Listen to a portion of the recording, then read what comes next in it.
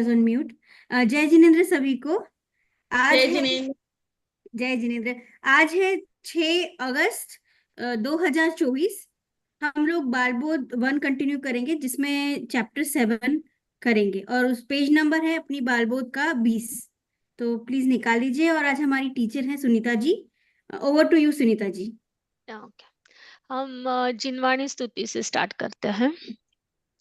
निज निधि निज में बताई, यह अनंत उपकार है उसके लिए जिन वाणी माँ को वंदना शत बार है, वंदना शत बार है, वंदना शत बार है। जिनवाणी माता की जय। जय जिनेन्द्र सभी को। जय जिनेन्द्र। तो हम आज भगवान आदिनाथ का चैप्टर करेंगे, लेकिन उससे पहले हम लास्ट क्लास का थोड़ा रिवीजन करेंगे। तो लास्ट क्लास 2 चैप्टर किया था, दिनचर्या और फिर मेरा धाम। तो पहले हम थोड़ा दिनचर्या का चैप्टर जो है उसको रिवाइज करेंगे। ठीक है। सब जन अपना वीडियो।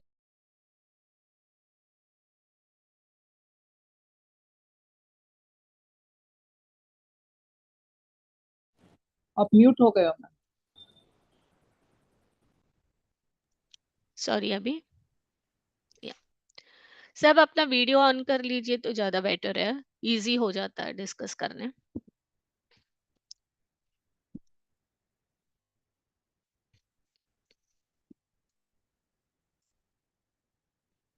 हाँ, तो हम दिनचर्या से स्टार्ट करते हैं।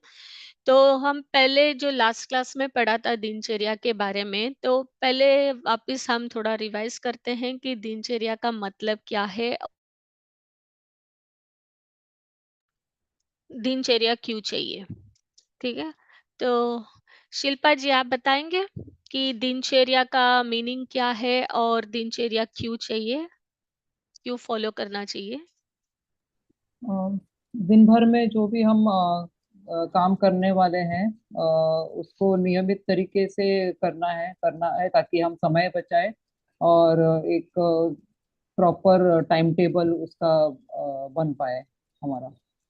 हाँ। स्वाति जी, आप कुछ ऐड करना चाहेंगे और इसमें।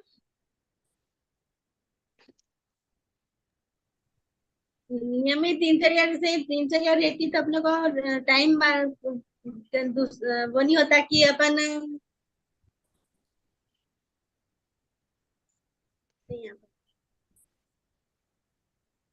हाँ, तो मेनली क्या होता है कि दिनचर्या अगर हमारी नियमित होती है, तो जैसे शिल्पा जी ने और स्वाति जी ने बताया, एक तो टाइम भी सेव होता है और हमारा चिड़चिड़ाहटपन नहीं होता क्योंकि सब वेल अरेंज्ड रहता है। और इसके साथ ही साथ क्या होता है, हमारा शारीरिक और मानसिक दोनों की पवित्रता जो है वो ध्यान रख भी सकते हैं हम लोग उन दोनों की पवित्रता पे, राइट। और फिर अभी नेक्स्ट आता है कि क्वेश्चन की शारीरिक और मानसिक पवित्रता बोलते हैं, तो शारीरिक और मानसिक में जो है उसमें गंदगी होती क्या है जो पवित्रता की जरूरत है। केयूर भाई, आप बताएंगे कि शारीरिक गंदगी क्या होती है और मानसिक गंदगी, मन की गंदगी क्या होती है। शारीरिक गंदगी तो मतलब जो भी हमारे मल मूत्र है वो सब क्लीन करना होता है, प्लस बॉडी में मतलब जो शरीर के रिलेटेड है गंदगी वो क्लियर करनी है। और मानसिक में जो हमारे राग द्वेष हमने जो किए रहते हैं, मतलब जो पूरे दिन हमारे चलते रहते हैं विचार, तो उसको क्लीन करना होता है। करेक्ट। प्रियंका जी, आप बताएंगे कि हम शारीरिक गंदगी कैसे दूर कर सकते हैं। जी, शारीरिक गंदगी अगर हम एक प्रॉपर दिनचर्या फॉलो करें तो उससे हो सकती है। लाइक हम टाइम पर सो रहे, टाइम पर खा रहे, तो हमारा जो भी एक्सट्रैक्ट है वो टाइम पर बाहर निकल रहा है, तो इसलिए हमारा हमें कोई प्रॉब्लम नहीं हो रही है उस वजह से। करेक्ट। तो इसमें क्या क्या आता है, रूपल जी आप ऐड करेंगे शारीरिक गंदगी पवित्रता के लिए, और क्या होता है? अपना वीडियो ऑन कर लेंगे तो ज्यादा बेटर है। अ, उसमें हमें ध्यान देना चाहिए कि मैं कौन हूँ, मेरा धर्म क्या है, मेरे व्रत क्या है, मेरे विचार क्या होने चाहिए। मन की अपवित्रता को दूर करना चाहिए। नहीं, हम शारीरिक गंदगी के बारे में बात कर रहे हैं, मन शारीरिक की गंदगी नहीं। शारीरिक गंदगी का मतलब है कि शरीर को साफ रखना चाहिए। हाँ, तो वो कैसे रख सकते हैं? उसके लिए क्या सुबह करना उठ पड़ेगा? ब्रश करना पड़ेगा, नहाना पड़ेगा। करेक्ट। ब्रश करना पड़ेगा, हाँ नहाना पड़ेगा, टाइमली टॉयलेट जाना, टाइमली उठना, हाँ, टाइमली साफ सोना, साफ नाखून कपड़े करना, पहनना। हाँ, साफ कपड़े पहनना, साफ वो कपड़े सब। पहनना। करेक्ट। हाँ हाँ हाँ, वो सब शारीरिक में आ जाता है। तो अब हाँ। मन की पवित्रता के लिए हमें क्या हो करना पड़ेगा? श्रुति जी आप बताएंगे। मोह राग द्वेष के परिणामों को छोड़ना पड़ेगा। हाँ, तो वो कषाय उसके लिए क्या करना पड़ेगा हमें?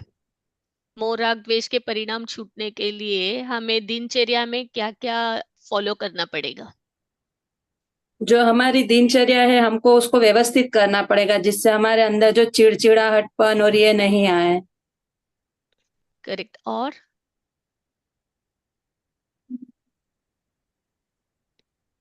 मंदिर जाना, हम्म अपनी आत्मा का चिंतन करना। हाँ, वेरी गुड। हाँ, आत्मा और परमात्मा का चिंतन करना, स्वाध्याय करना, मंदिर जाना, वो सब उसमें आ जाएगा मन की पवित्रता में। Very nice. अब हम समझते हैं कि हमारी दिनचर्या कैसी होनी चाहिए, तो वो कौन बताएगा? शीतल जी आप बताएंगे कि हमारे दिनचर्या कैसी होनी चाहिए, एक आदर्श दिनचर्या कैसी होती है?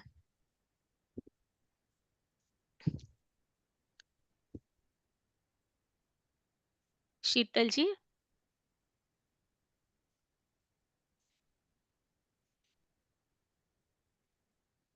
शिल्पा जी आप बताएंगे एक आदर्श दिनचर्या क्या होती है, उसमें क्या क्या कैसे करना चाहिए? पहले तो उठते से ब्रह्म मुहूर्त में उठना चाहिए सुबह में। सूर्योदय से थोड़ा पहले उठना चाहिए। और फिर उठते से बिस्तर से अलग होके पहले 9 बार नमोकार मंत्र का जाप करना चाहिए। फिर आधा घंटा बैठ के आत्मचिंतन करना चाहिए कि अपने बारे में मैं कौन हूँ, अपने अपने स्वरूप के बारे में विचार करना चाहिए और अपने में क्या स्वभाव में चेंजेस लाने हैं वगैरह, उस पे आप अपने विचार करना चाहिए। और उसके बाद में मंजन और टॉयलेट वगैरह का काम निपटा के नहा कर फिर शुद्ध कपड़े पहनकर प्रसन्न मन से देव दर्शन के लिए जाना चाहिए। और उसके बाद में नाश्ता वगैरह करके फिर जो दिन अपने अपने जो दिन भर का काम है वो उसके लिए निकल जाना चाहिए। फिर शाम करेक्ट। को जल्दी सोना चाहिए और सोने के पहले भी अपना चिंतन और भगवान का पाठ इत्यादि करना चाहिए। करेक्ट। केयूर भाई आप रिपीट कर सकते हैं और बताएंगे कि इसमें कुछ मिस हुआ है या पूरे स्टेप्स आ गए इसमें? टाइमिंग के साथ मैंने लिखा था, इसके लिए मैं वो बोलता हूँ। ओके। जैसे वेकअप टाइम हमारा मतलब ब्रह्म मुहूर्त जो उन्होंने हम्म। बताया 5:30 से मतलब आसपास हम्म। पहले। फिर नौकार सी मतलब नौकार मंत्र का जाप करते हुए 9 बार। फिर आधा घंटा मतलब स्वाध्याय करते हैं, मतलब चिंतन मनन करके। फिर अपना बॉडी क्लीन मतलब करके, इंटरनल एंड एक्सटर्नल शरीर अपना क्लीन करके फिर प्रसन्न चित्त से मंदिर जी दर्शन करने जाना। अगर अभिषेक का टाइम है तो मतलब अभिषेक भी करना चाहिए, उसी टाइम पे वो मंदिर दर्शन करना चाहिए बराबर से। फिर 7:30 बजे breakfast, lunch between 10 to 11 AM, dinner time मतलब अगेन 5:30 PM। और अपना मतलब पाठ अपना 8 to 9, and then sleep time again 9:30 to 10 with clean bed, मतलब बेड को क्लीन करके फिर मतलब सोना चाहिए। करेक्ट। तो इसमें तो फर्स्ट स्टेप था कि सूर्योदय से पहले उठना चाहिए। तो स्वाति जी आप बताएंगे कि सूर्योदय से पहले क्यों उठना चाहिए, उससे क्या क्या हमें लाभ मिलते हैं? उससे मन शांत रहता है, आत्मा अपने मन को शांति मिलती है। वातावरण स्वच्छ रहता है, सुबह प्रदूषण नहीं रहता है, गाड़ियां नहीं चलती रात भर। रात का अपने जो अपन सोते हैं, सुबह उठते हैं तो मन अच्छा लगता है अपने को, तो सुबह जल्दी उठना चाहिए इसलिए। बहुत बढ़िया। और कुछ? शीतल जी, आप और कुछ ऐड करना चाहेंगे?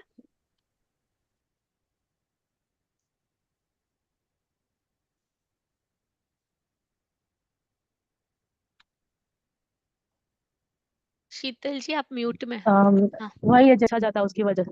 हम्म, हेलो, हाँ, आ रही आ रही आवाज। आवाज? हाँ, आ हाँ, रही है। वही जैसे सुबह जल्दी उठने से मन शांत रहता है, वातावरण बहुत अच्छा रहता है, सब हमारी क्रियाएं जो है वो सब टाइम पे होती है, पूरा दिनचर्या हमारा सही से चलता है उसकी वजह से। तो वही इसकी वजह से मतलब हमारा पूरा मूड फ्रेश रहता है, पूरा टाइम हमारा पूरा हमारी पूरी बॉडी फ्रेश फील करती है रात तक, भले हम कितना भी काम करें कुछ भी करें, इसकी वजह से। करेक्ट। और एक बात है कि सुबह के टाइम हमें क्या है, घर का या ऑफिस का या व्यापार का कोई भी टेंशन नहीं रहता है, तो मन शांत रहता है, तो आत्म ध्यान करने के लिए भी एकाग्र रहता है मन। ठीक है ना? नेक्स्ट हमने देखा था कि नेक्स्ट स्टेप जो था, 9 बार नमोकार मंत्र बोलना चाहिए, राइट? तो ये नमोकार मंत्र क्यों बोलना चाहिए और 9 बार ही क्यों बोलना चाहिए? श्रुति जी, आप बताएंगे? नमोकार मंत्र, उसमें पूरे पंच परमेष्टि को नमस्कार किया हुआ है। और 9 बार इसलिए क्योंकि वो शाश्वत अंक है। जैसे हम 8+1 करेंगे तो भी 9 आएगा, 7+2 करेंगे तो भी 9 आएगा। मतलब जो 9 का जो टेबल है, हम उसके हिसाब से देखें तो सब में 999 ही आता है, तो वो एक शाश्वत अंक है। करेक्ट। और मन वचन का एक रथ कारित अनुमोदना के हिसाब से भी वो 9 हो जाते हैं। करेक्ट। तो बहुत बढ़िया। नेक्स्ट था कि उसके बाद हमें आत्मा और परमात्मा का चिंतन करना चाहिए, राइट? तो आत्मा और परमात्मा के चिंतन से मन शुद्ध कैसे होता है? एटी जैन, आप बताएंगे?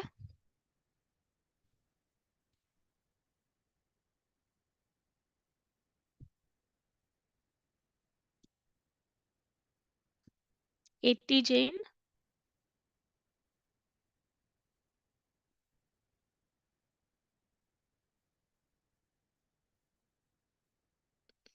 रूपल जी, आप बताएंगे?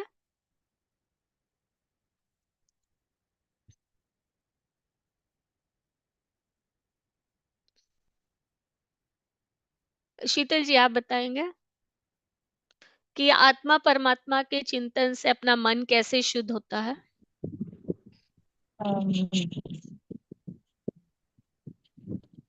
एक्चुअली उस दिन मैं थोड़ा बीच बीच में नहीं थी ना, माय बेबी वाज क्राइंग, सो कोई आई बात डोंट नहीं, आप रिमेम्बर। कोशिश कीजिए, कोई बात नहीं, कि आपको कैसे लगता है कि आत्मा परमात्मा के चिंतन से मन कैसे शुद्ध होता है। आप कोशिश कीजिए, कोई बात।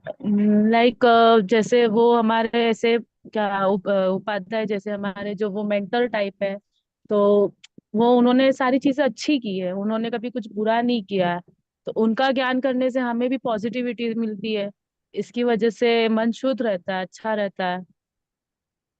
करेक्ट। और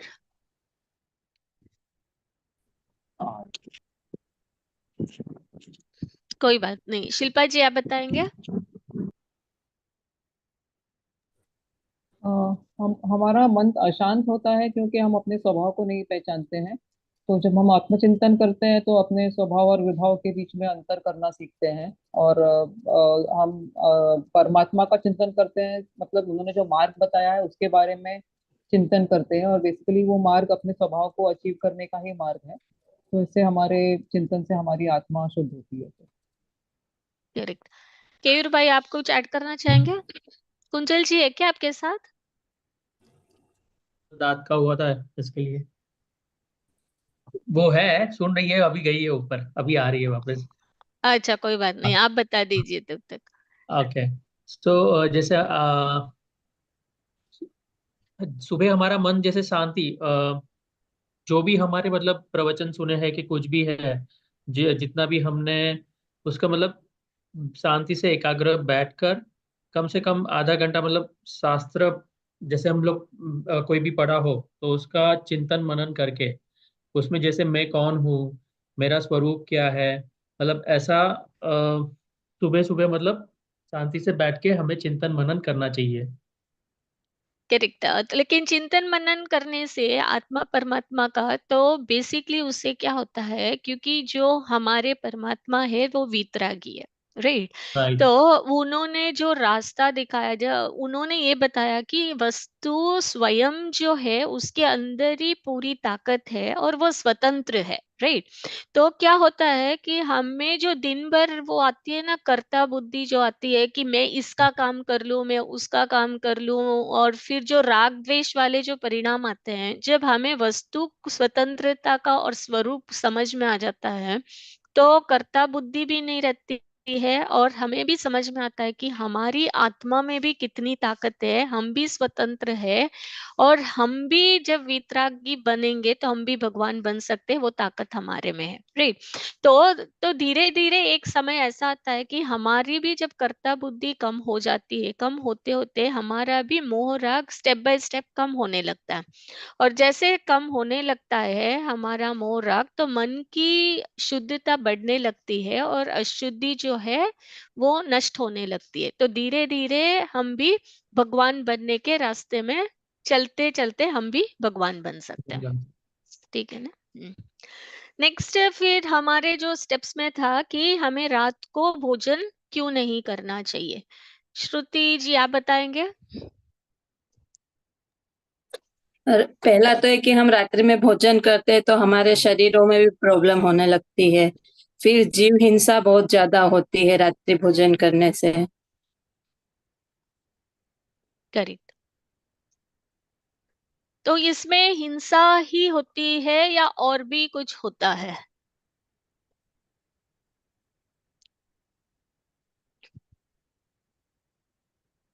हमारा हेल्थ रिलेटेड और दूसरे ऑर्गेनिजम्स की तो हिंसा होती ही होती है, लेकिन जो हमारे जो भाव हो रहे हैं, हम रात को इसलिए खा रहे हैं क्योंकि हमारा जो राग है वो खाने के प्रति वो बहुत ही तीव्र है, राइट। तो उससे भाव हिंसा भी होती है, सिर्फ द्रव्य की हिंसा नहीं कि जीव की हिंसा, हमारे भाव की भी हिंसा हो रही है, परिणामों में भी प्रॉब्लम होता है, और वैसा जब खाना खाते हैं रोग भी हो सकता है, हमें डाइजेशन भी नहीं होता है, तो बहुत सारे प्रॉब्लम्स होते हैं। तो इसीलिए जो बोला है कि रात से पहले खाना खा लेना चाहिए। फिर था कि हमें जल्दी सोना चाहिए और सोते वक्त आत्मा और परमात्मा का चिंतन करना चाहिए।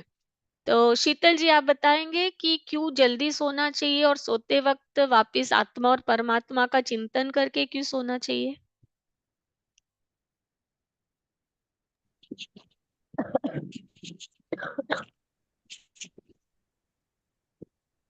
हेलो। हाँ आ रही है आप। शीतल जी आप म्यूट में हैं। हेलो। हाँ अभी आ रही है। आप वापस रिपीट करेंगे क्वेश्चन। हाँ, हमें रात को जल्दी क्यों सोना चाहिए और सोते वक्त आत्मा परमात्मा का चिंतन करके क्यों सोना चाहिए। रात को जल्दी इसलिए सोना चाहिए कि हम वापस सुबह अगली सुबह जल्दी उठ सके, हमारा जो नींद का जो टाइम होता है वो पूरा कंप्लीट हो जाता है। और परमात्मा का चिंतन इसलिए करना चाहिए क्योंकि जैसा हम सोचते हैं वैसा ही हमें रात को सपने में या कुछ भी हो जो भी याद आता है वैसे ही हमें थॉट्स आते हैं। अगर हम नेगेटिविटी देखेंगे तो हमें नेगेटिव थॉट्स आएंगे, और वैसे ही मूड से हम वैसे ही सोच से हम उठते हैं तो हमारा पूरा दिन डिस्टर्ब हो जाता है। तो परमात्मा का चिंतन करने से हमें पॉजिटिविटी रहती है, अच्छे ख्याल आते हैं, हम उसी चीज के बारे में सोचते हैं, तो हम सुबह सुबह उठ के भी परमात्मा के बारे में चिंतन कर लेते हैं, सोच लेते हैं। उससे हमारा अगला दिन भी अच्छा जाता है और रात भी अच्छी जाती है। करेक्ट, बहुत बढ़िया। तो इससे हमारा दिनचर्या का चैप्टर का रिवीजन कंप्लीट हुआ, लेकिन अभी क्वेश्चन आता है कि हमने दिनचर्या सब पढ़ा, ये सब किया, तो आपको क्या लगता है कि हम ये वाली दिनचर्या अपने जो बिजी लाइफ शेड्यूल में फॉलो कर सकते हैं। शिल्पा जी आपको लगता है हम फॉलो कर सकते हैं।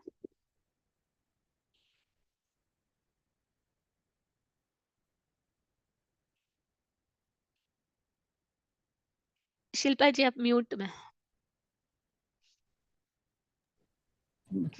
थोड़े बहुत वेरिएशन से फॉलो कर सकते हैं, अपने अपने पर्सनल वेरिएशन से।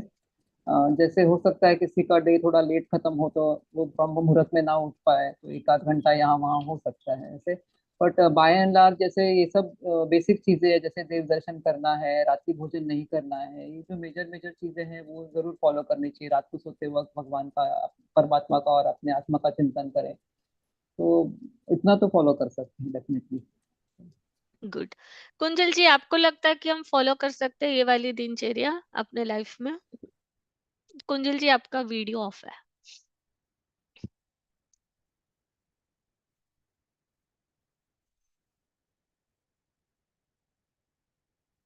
मैं थोड़ी देर में करती हूँ वीडियो।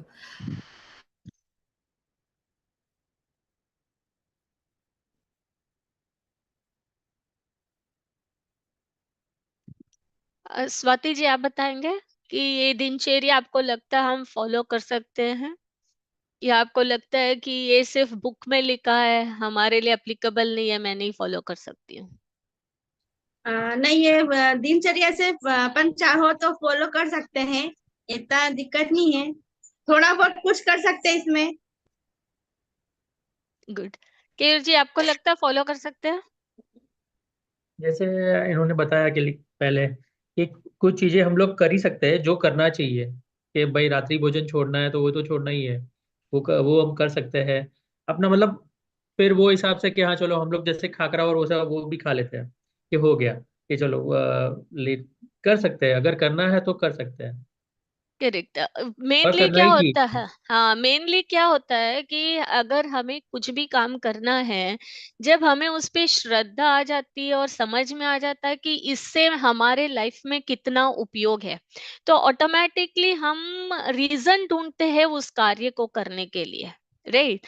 तो जैसे सुबह जल्दी उठना, प्रॉबेबली एक दिन हमें तकलीफ होगी, 2 दिन तकलीफ होगी, लेकिन 2-3 दिन करने के बाद अपने आप आपको फील होगा कि सही में सुबह जल्दी उठने से कितना फायदा होता है। राइट।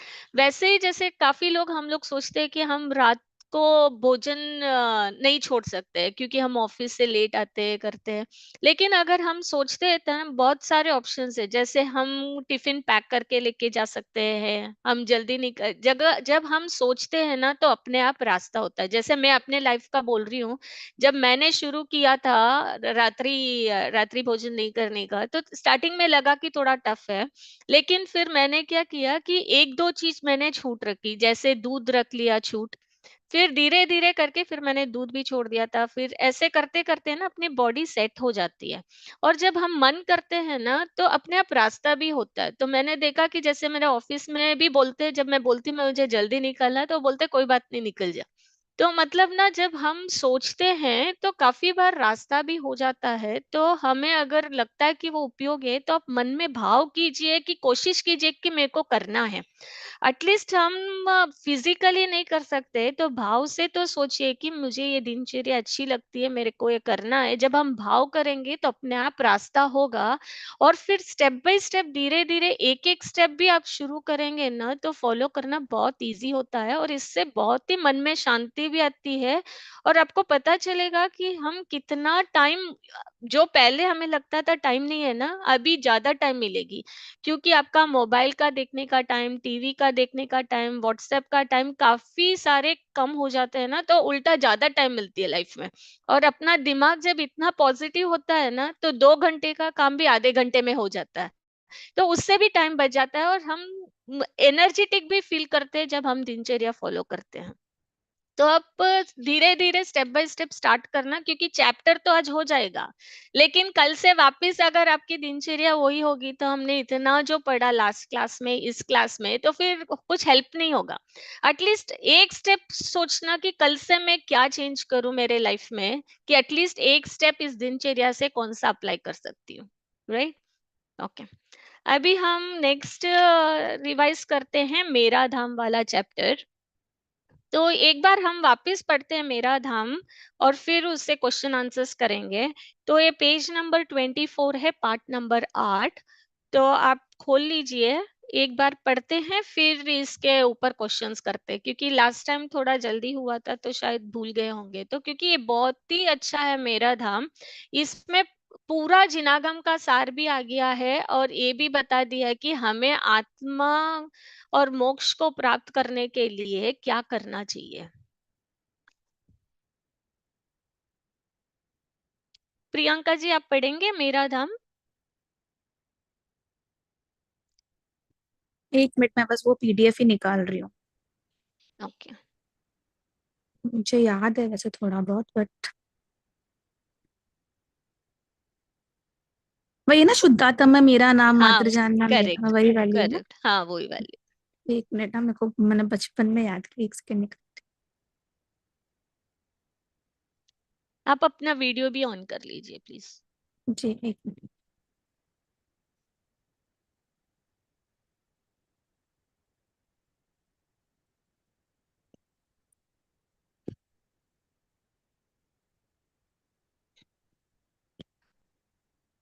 मुझे वो पीडीएफ तो मिल नहीं रहा, पर मैं बोल सकती हूँ ऐसे, मतलब थोड़ा बहुत।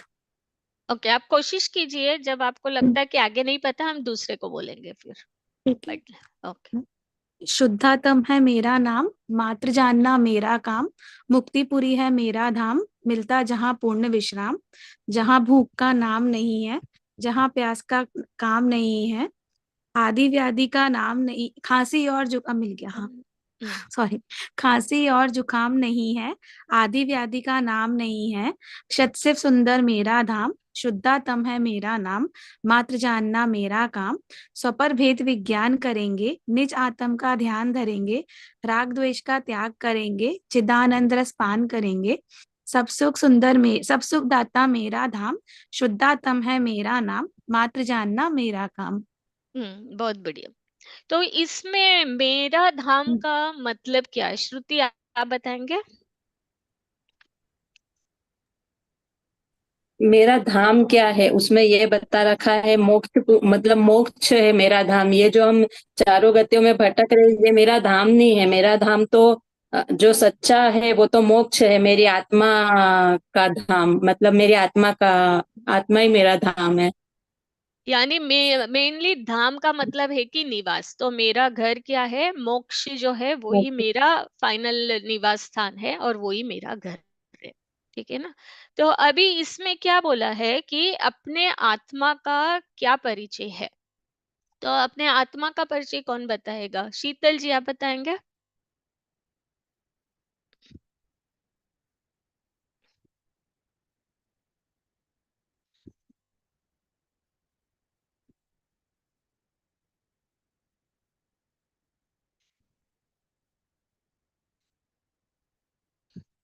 अर्पणा जी आप बताएंगे कि अपने आत्मा का परिचय क्या है?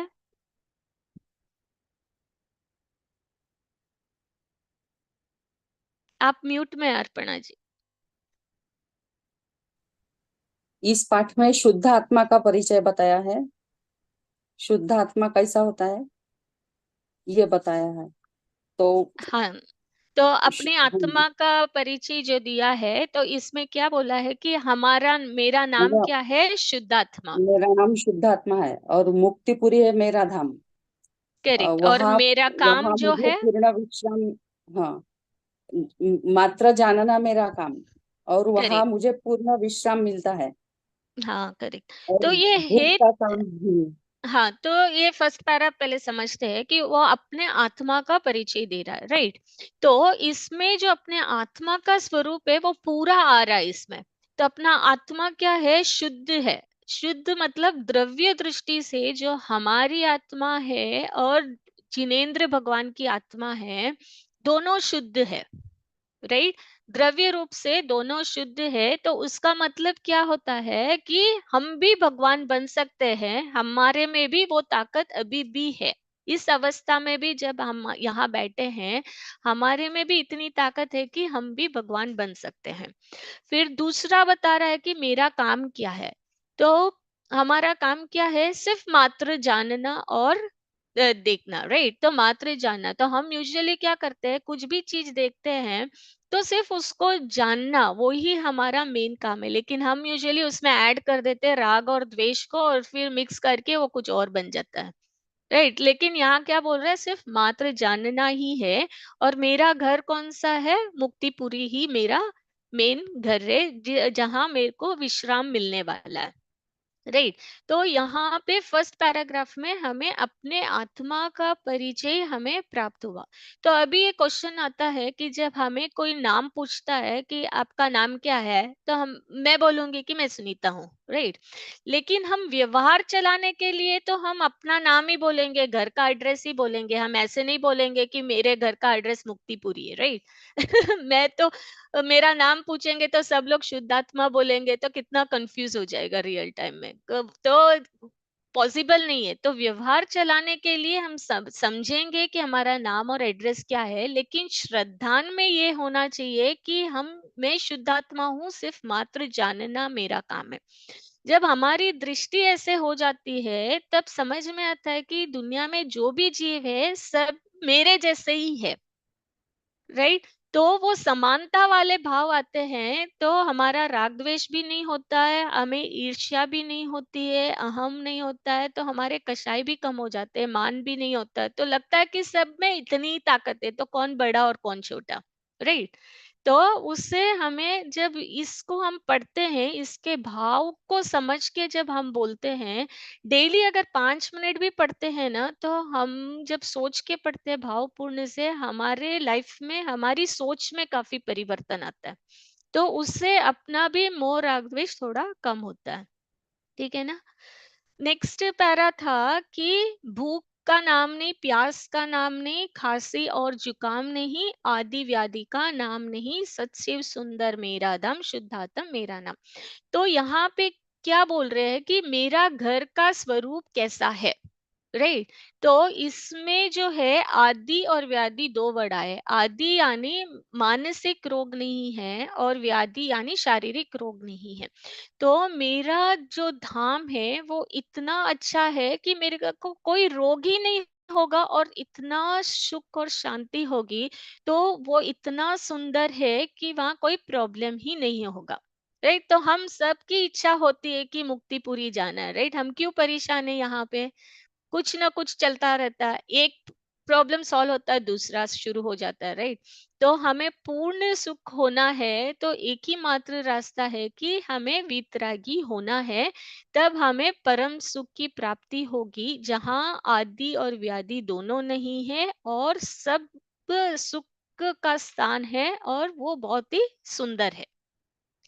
अभी नेक्स्ट क्वेश्चन आता है कि अगर हमें अपने घर को पाना है, तो हमें क्या करना चाहिए, राइट। तो श्रुति जी, आप बताएंगे कि इसमें क्या बताया कि हमें अपने घर को पाने के लिए हमें क्या क्या करना चाहिए। पहला स्व पर भेद विज्ञान करेंगे, मतलब मैं और मैं जो पर पदार्थ है, मैं वो मुझसे अलग है। जैसे शरीर मेरा नहीं है, वो पर है। और मेरी आत्मा, हम शरीर और आत्मा में भेद करेंगे। निज आत्म का ध्यान करेंगे, अपनी आत्मा का ध्यान करेंगे। राग द्वेष का त्याग करेंगे, जो भी हमारे मोह राग द्वेष के परिणाम है उनका हम त्याग करेंगे। और चिदानंद रस पान करेंगे। यदि हमने मोह राग द्वेष और ये सब छोड़ दिया, हमने स्व और पर में भेद कर लिया, तो हम निज आत्म का ध्यान करने लग जाएंगे। करेक्ट। तो जो हमने जीव अजीव के चैप्टर से पढ़ा था, तो उससे हमें पता चल गया कि स्व और पर भेद कैसे करते हैं, भेद विज्ञान हमें वहां से समझ में आ गया। फिर निज आत्म का ध्यान हमें कैसे समझ में आएगा, कि हम आत्मा और परमात्मा का चिंतन करने से। तो और राग द्वेष का त्याग भी, तो हमने दिनचर्या से भी समझ में आया कि हमें मोह राग द्वेष कैसे कम करना है, हमें आत्मा और परमात्मा की चिंतन कैसे करना है, और उससे लाभ क्या है। तो मेनली ये 4 ही स्टेप्स होता है। अगर हम कोई भी चैप्टर में देखते हैं कि हमें मोक्ष प्राप्त करना है, तो स्व पर भेद विज्ञान आएगा कि मैं जीव हूं और शरीर है, बाकी सब पर है। फिर आएगा कि हमें अपने आत्मा का ध्यान करना चाहिए। फिर आएगा कि राग द्वेष का त्याग करना है, और फिर आएगा कि हमें अपने आनंद के रस का पान करना है। ठीक है ना। तो ये इतनी छोटी मतलब कविता है, लेकिन इतनी सुंदर है कि पूरा कवर हो जाता है कि मेरे आत्मा का स्वरूप क्या है और मोक्ष का स्वरूप क्या है, और उसको मेरे आत्मा से परमात्मा बनने की विधि क्या है। और कोई क्वेश्चंस है क्या इसमें? नहीं तो फिर यहाँ तक हमारा लास्ट क्लास का रिवीजन कंप्लीट होता है। नहीं है तो फिर हम भगवान आदिनाथ का चैप्टर स्टार्ट करते हैं। तो ये है पार्ट नंबर 7, पेज नंबर 20, भगवान आदिनाथ।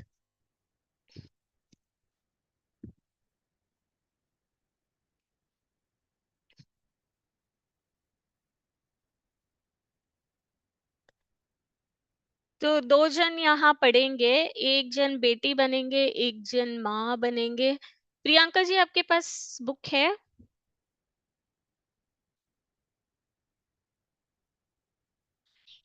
अभी नहीं है, मैं वही ले रही हूँ ग्रुप से ओके, आप ले लीजिए। मनीषा जी, आपके पास बुक है?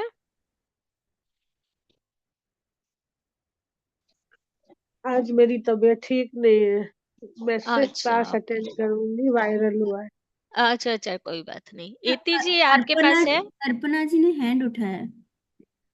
अच्छा, अर्पणा जी के पास है। ओके, तो अर्पणा जी, आप माँ का पार्ट पढ़िए, और बेटी का पार्ट स्वाति जी आप पढ़ेंगे, बेटी का पार्ट पेज नंबर 20, भगवान आदिनाथ। पढ़े मैं? हाँ, स्टार्ट कीजिए। माँ चलो ना घर। चलती तो हूँ, जरा भक्तांबर जी का पाठ कर लूं। भक्तामर जी क्या है? भक्तांबर स्तोत्र एक स्तुति का नाम है, जिसमें भगवान आदिनाथ की स्तुति भक्ति की गई है। माँ आदिनाथ कौन थे जिनकी स्तुति हजारों लोग प्रतिदिन करते हैं? वे भगवान थे। वे दुनिया की सब बातों को जानते थे तथा उनके मोह राग देश नष्ट हो चुके थे, इस कारण परम सुखी थे।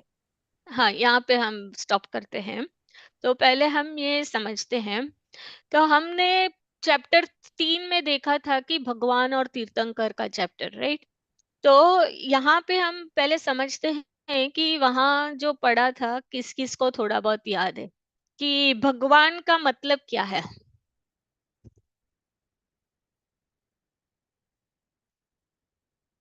श्रुति जी, आप बताएंगे?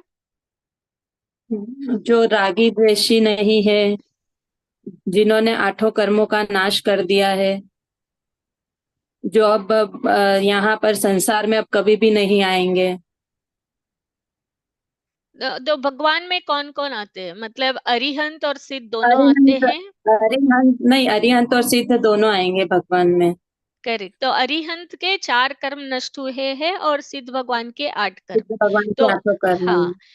तो जो वीतरागी हो गए और सर्वज्ञ हो गए हैं, वो भगवान का स्वरूप था, राइट?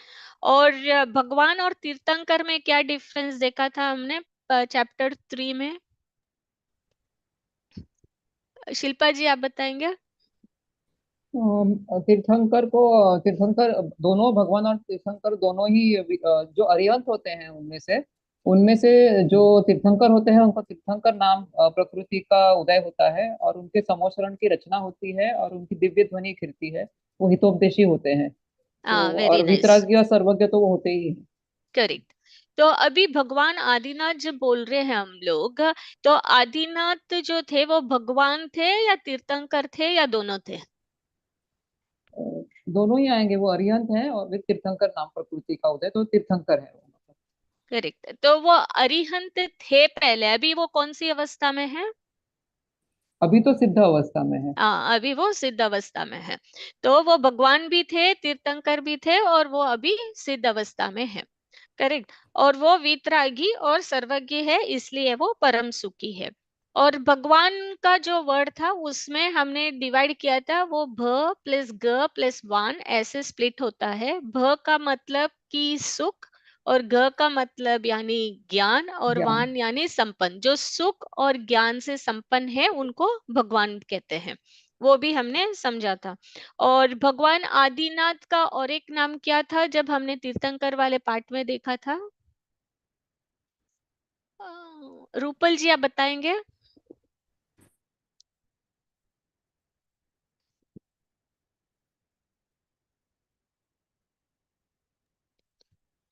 प्रियंका जी आप बताएंगे? ऋषभ देव जी। करेक्ट, वो हमारे प्रथम तीर्थंकर थे और उनका नाम ऋषभ देव था। करेक्ट। और अभी यहाँ पे ये भी बोला है कि भक्तांबर जी का पाठ, और हमने ये भी पढ़ा इधर कि भक्तांबर जी स्तोत्र एक स्तुति का नाम है जिसमें भगवान आदिनाथ की स्तुति भक्ति की गई हुई है। राइट। तो भक्तांबर जी का पाठ के बारे में कोई बताएगा कि उसमें क्या है क्या नहीं, किसने रचना की, कब हुआ और उसका क्या महत्व है? अर्पणा जी आप बताएंगे? आप म्यूट में। हाँ, आदिनाथ भगवान की उसमें स्तुति की गई है, भक्ति की गई है। उसमें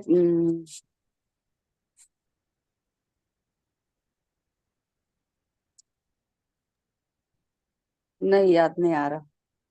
ओके, और कोई ऐड करना चाहेंगे भक्तांबर जी पाठ के बारे में? मैं बताऊं? हाँ बोलिए मनीषा जी।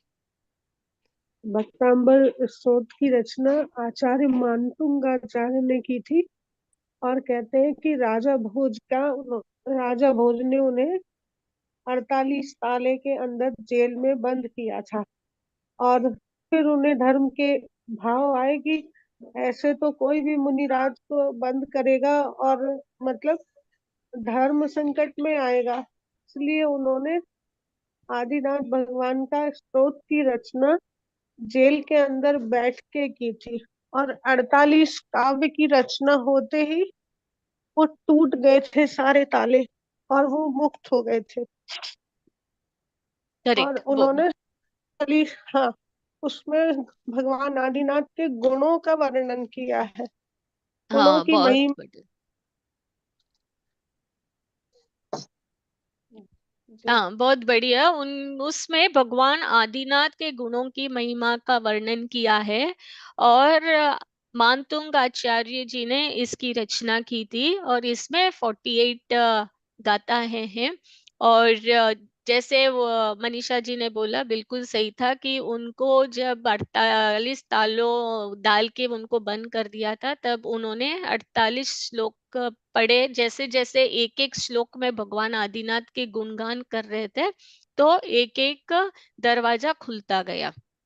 तो इस भक्तांबर जी पाठ की बहुत बड़ी महिमा है, और इसको भावपूर्वक जब हम पढ़ते हैं, हमें सही में भगवान आदिनाथ की महिमा इतनी अच्छी तरह समझ में आती है कि वो कौन थे, मतलब उनका भाव, उनके बारे में हमें समझ में आता है। तो इसीलिए यहाँ पे बोला था कि भक्तांबर जी की स्तुति में वर्णन किया है, और काफी लोग उसको पढ़ते भी है। तो अभी सवाल आता है कि ये जो भक्तांबर जी का पाठ है, ये सिर्फ आदिनाथ भगवान को ही एप्लीकेबल है या सारे तीर्थंकर को भी अप्लाई हो सकता है? क्योंकि सारे तीर्थंकर वीतरागी सर्वज्ञ है, उनके सबके गुण सेम ही हैं, तो क्या भक्तांबर जी का पाठ पढ़ेंगे तो सब तीर्थंकर भगवान को अप्लाई होगा वो? जी, सभी तीर्थंकर भगवान को भी अप्लाई होगा, और सभी भगवान अरहंत और सिद्ध सभी भगवान को अप्लाई होगा, क्योंकि गुण सभी के सेम है। करेक्ट। क्योंकि इसमें सिर्फ दो ही वर्ड जो है, जो फर्स्ट वाले पैरा और सेकंड पैरा में एक एक वर्ड जो यूज किया है, मतलब जैसे हम भक्तांबर स्तोत्र में पहले पार्ट में फर्स्ट पैराग्राफ में युगम युगादम करके एक वर्ड यूज करते हैं, और सेकंड पैराग्राफ में हम यूज करके कहते हैं कि प्रथमम जिनेन्द्रम। अगर हम युगम युगादम और प्रथमम ये दोनों वर्ड्स अगर हम उसको गौण कर देते हैं, तो पूरा स्तोत्र जो 48 गाथाएं हैं वो सब भगवान को, तीर्थंकर भगवान को अप्लाई होता है। ठीक है ना? तो इतनी महिमा है उसकी। तो यहाँ पे वही बोला था कि भक्तांबर जी का पाठ में भगवान आदिनाथ की स्तुति इसलिए बोला क्योंकि वो दो वर्ड यूज किया है, तो इसीलिए युगम युगादम और प्रथमम जिनेन्द्रम, क्योंकि वो प्रथम जिनेन्द्र भगवान थे, पहले जिनेन्द्र भगवान थे, इसलिए उसको आदिनाथ स्तुति भी बोलते हैं। और ऋषभ देव स्तुति भी बोलते हैं उसको। ठीक है, अभी नेक्स्ट हम आगे पढ़ते हैं। यहाँ तक किसी को कोई डाउट है या आगे पढ़े? कोई नहीं, ओके। तो आगे कंटिन्यू कीजिए अर्पणा जी और स्वाति जी। वे भगवान वे भगवान थे, नहीं, माँ आदिनाथ कौन थे जिनकी स्तुति हजारों लोग तो प्रतिदिन करते हैं? वो हो गया था, ये अभी पेज नंबर 21 से पढ़ना आपको। क्या वे जन्म से ही वीतरागी सर्वज्ञ थे? उनका जन्म कहाँ हुआ था? नहीं बेटी, उन्होंने वीतरागता और सर्वज्ञता पुरुषार्थ से प्राप्त की थी। उनका जन्म अयोध्या नगरी में वहां के राजा नाभिराय की रानी मरुदेवी के गर्भ से हुआ था। वे तो राजकुमार थे, क्या उन्होंने राज्य नहीं किया? राज्य किया, विवाह भी किया था। उनकी 2 शादियां हुई थी। पहली पत्नी का नाम नंदा था, जिससे भरत चक्रवर्ती आदि 100 पुत्र और ब्राह्मणी नामक पुत्री उत्पन्न हुई। दूसरी पत्नी का नाम सुनंदा था, जिससे बाहुबली पुत्र और सुंदरी नामक पुत्री उत्पन्न हुई। तो क्या भरत चक्रवर्ती और बाहुबली आदिनाथ भगवान के ही पुत्र थे? भगवान तो वे बाद में बने। उस समय तो उनका नाम राजा ऋषभदेव था। प्रथम तीर्थंकर भगवान होने से उन्हें आदिनाथ भी कहने लगे। हाँ, यहाँ पे एक दिन हम वेट करते हैं, यहाँ तक ही करते हैं। यहाँ पहले समझते हैं। तो यहाँ तक जो है उनके गृहस्थ जीवन के बारे में बताया है, राइट। तो जो हमने अभी पढ़ा इस पैराग्राफ में, शीतल जी आपको क्या समझ में आया, बताएंगे?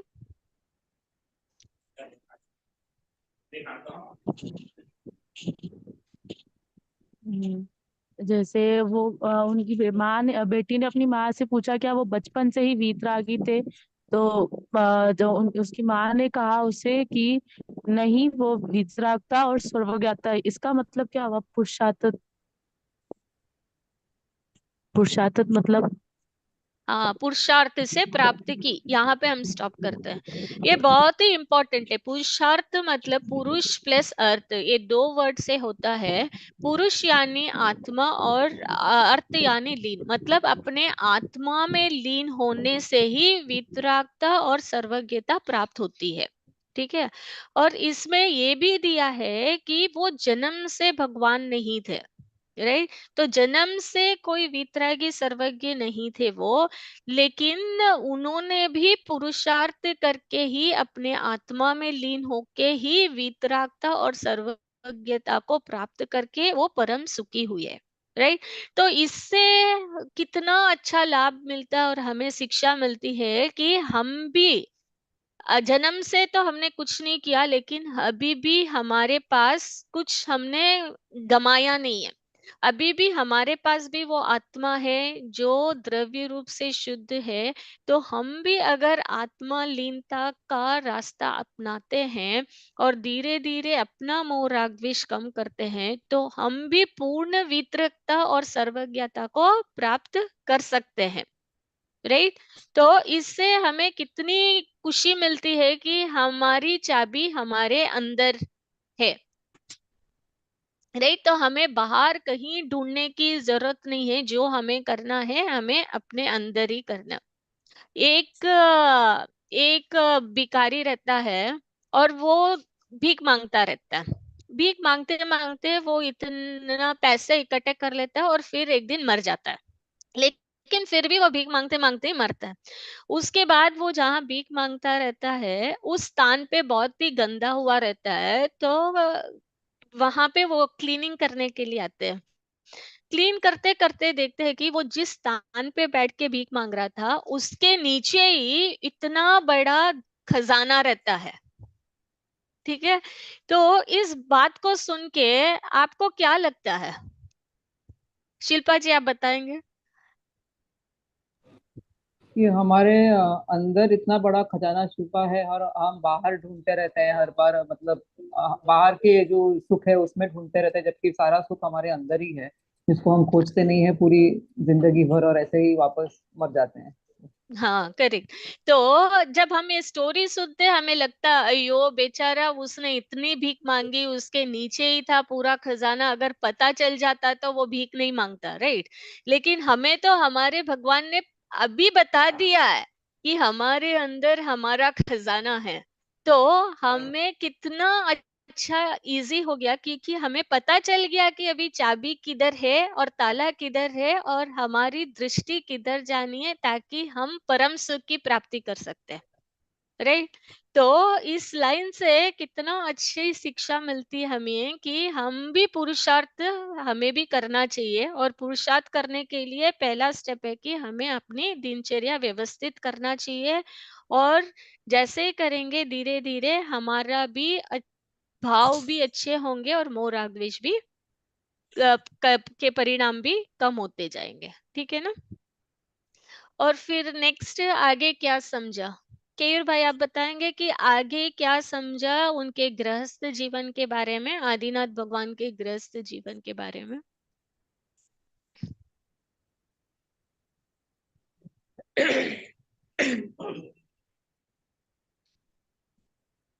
आप म्यूट में।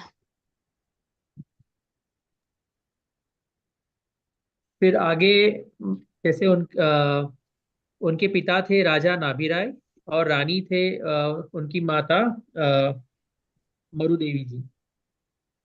अ, वे तो राजकुमार थे, तो उन्होंने राज्य, मतलब क्वेश्चन आता है कि उन्होंने राज्य नहीं किया। राज्य किया, विवाह भी किया था। उसकी दो शादियां हुई थी उनकी।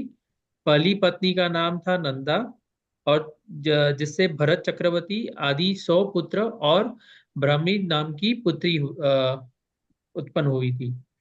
दूसरी पत्नी का नाम था सुनंदा, जिसने बाहुबली पुत्र और सुंदरी नामक पुत्री उत्पन्न हुई थी। हाँ, यहाँ पे हम वेट होल्ड करते हैं। तो अभी हमने क्या समझा कि उनका जन्म कहाँ पे हुआ? स्वाति जी, उनका जन्म कहाँ हुआ? अयोध्या उनका नगरी। जन्म अयोध्या में हुआ था। करेक्ट। और राजा राजा नाभीराय और रानी मरुदेवी की यहाँ, राजकुमारी राइट? देवी था।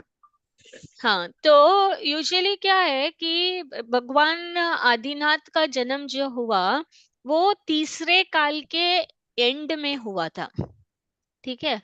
तो हम डिटेल में समझेंगे काल चक्र के बारे में आगे आगे, जैसे हम पढ़ेंगे परमागम का पूरा कोर्स, तो काल चक्र का एक चैप्टर है वहां पे जहाँ पूरा काल चक्र का डिटेल्स दिया गया है, ठीक है? तो उसमें क्या होता है कि जो काल चक्र है तो उसमें आप सिर्फ सिंपल में समझना अभी कि अभी पंचम काल चल रहा है, और आदिनाथ भगवान का जो जन्म हुआ था वो तीसरे काल में हुआ था, ठीक है? तो तीसरे काल के एंड में यूजुअली क्या होता है कि तीसरा काल भोग भूमि का काल होता है और उसके बाद कर्म भूमि स्टार्ट हो जाती है। तो भोग भूमि के टाइम पे क्या होता है, उनको खाना पीना वो सब कल्प वृक्षों से मिलता है, सारी चीजें, ठीक है? तो कुछ काम नहीं करते, लेकिन बाद में जब कर्म भूमि की शुरुआत होती है तब खाना पीना ये जो हम सब कर रहे हैं वो सब स्टार्ट हो जाता है। तो नियम से यूजुअली क्या होता है, जैसे भोग भूमि का टाइम एंड होने वाला रहता है तो ये कल्प वृक्ष जो होते हैं उनकी ताकत कम होने लग जाती है। तो फिर वो जो मतलब जो चीजें कल्प वृक्ष से मांगने से मिलती है वो सब कम होने लगती है, तो फिर उसको किसी को डायरेक्शन देना पड़ता है, क्योंकि फिर लोगों में क्या है टेंशन आ जाता है कि फिर हम करें क्या करें नहीं क्या करना है।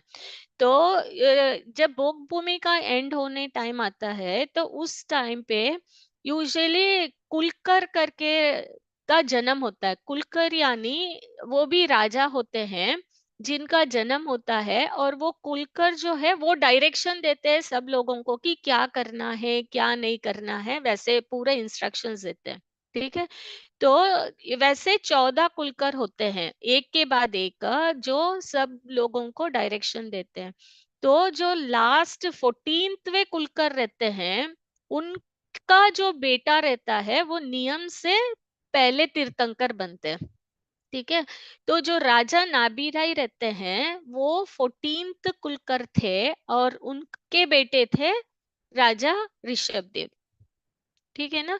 तो ये हुआ था राजा ऋषभ देव का जन्म तीसरे काल के एंड में। यूजुअली तीर्थंकर भगवान का जन्म जो है वो चौथे काल में होता है, लेकिन अभी जो है वो हुंडाई सर्पिणी करके और एक वर्ड आता है जब आप काल चक्र पढ़ोगे तो उसमें क्या बोलते हैं कि बहुत सारे काल चक्र के बाद कुछ दोष होता है काल चक्र में, जिसके वजह से है हुंडाई सर्पिणी वाला काल आता है जिसमें कुछ चीजें जो है डिफरेंट होती है। ठीक है।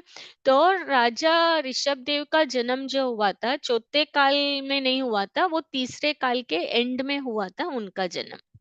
और फिर जब उनका जन्म हुआ था उन्होंने काफी चीजें, क्योंकि वो कुलकर के बेटे थे ना और कल्प वृक्ष सब हट गए थे, तो उन्होंने 6 फील्ड्स में लोगों को विद्या का ज्ञान दिया था।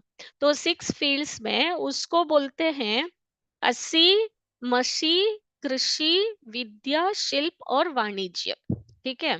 तो 80 का मतलब है कि उन्होंने सिखाया कि तलवार को कैसे चलाना। फिर सेकंड शिक्षा उन्होंने दी कि मशी मतलब लेखनी चलाना, कैसे लिखना करना वो सब सिखाया था।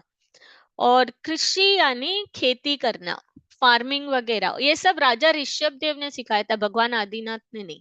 ठीक है। भगवान होने के बाद वो कोई हिंसा का कुछ नहीं करते हैं, ये सब राजा ऋषभ देव का टाइम का है। ठीक है। और फिर विद्या, इसमें अलग अलग विद्या जैसे आध्यात्म रिलेटेड, व्याकरण रिलेटेड, न्याय शास्त्र रिलेटेड, ये सारी विद्याएं जो है भगवान आदिनाथ के टाइम से ऋषभ देव भगवान राजा ऋषभ देव से स्टार्ट हुई है। ठीक है। और फिर शिल्प, शिल्प यानी कलाएं, अलग अलग कलाएं लाइक स्टिचिंग हो गया, कार्विंग हो गया, आर्किटेक्चर हो गया, वो सब आता है उस कैटेगरी में। फिर वाणिज्य यानी पैसे कमाने के लिए व्यापार करना, वो सब। ठीक है। तो ये 6 फील्ड्स में उन्होंने सबको जानकारी जगत के जीवों को दी थी। ठीक है ना। तो राजा ऋषभ देव के समय से ये सब शुरू हुआ था। ठीक है ना। कोई बताएगा अभी राजा ऋषभ देव ने कौन कौन से नॉलेज दी थी 6 फील्ड्स में? प्रियंका जी आप बता सकते हैं?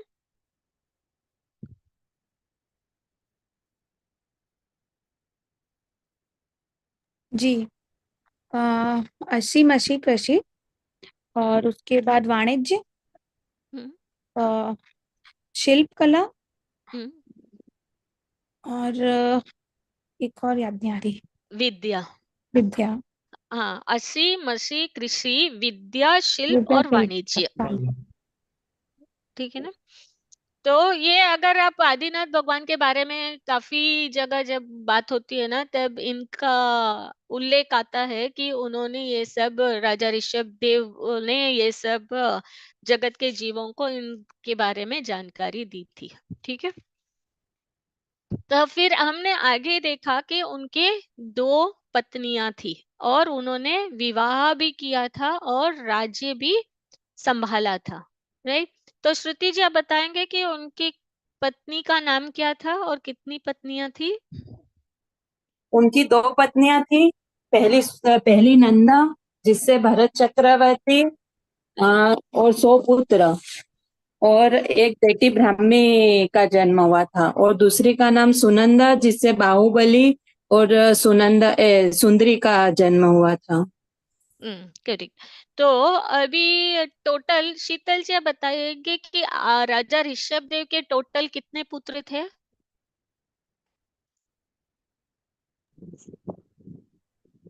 राजा ऋषभ देव के टोटल भरत और बाहुबली और 100 पुत्र और थे, यानी 102 पुत्र थे। शिल्पा जी ये सही है क्या? उनके 102 पुत्र थे। 101 पुत्र थे, मतलब भरत चक्रवर्ती को मिलाकर 100 पुत्र और बाहुबली जी एक और, 101 पुत्र और 2 करेक्ट। हाँ, पुत्रियां। तो 101 पुत्र थे और फिर उनकी पुत्रियां कितनी थी? 2। 2 पुत्रियां ब्राह्मी और सुंदरी। तो टोटल उनके बच्चे थे 103। स्वाति जी आप रिपीट करेंगे कि उनके माता पिता कौन थे, उनका जन्म कहाँ हुआ था और उनके वाइफ और बच्चे कौन थे? उनका जन्म, आदिनाथ भगवान का जन्म अयोध्या नगरी में हुआ था।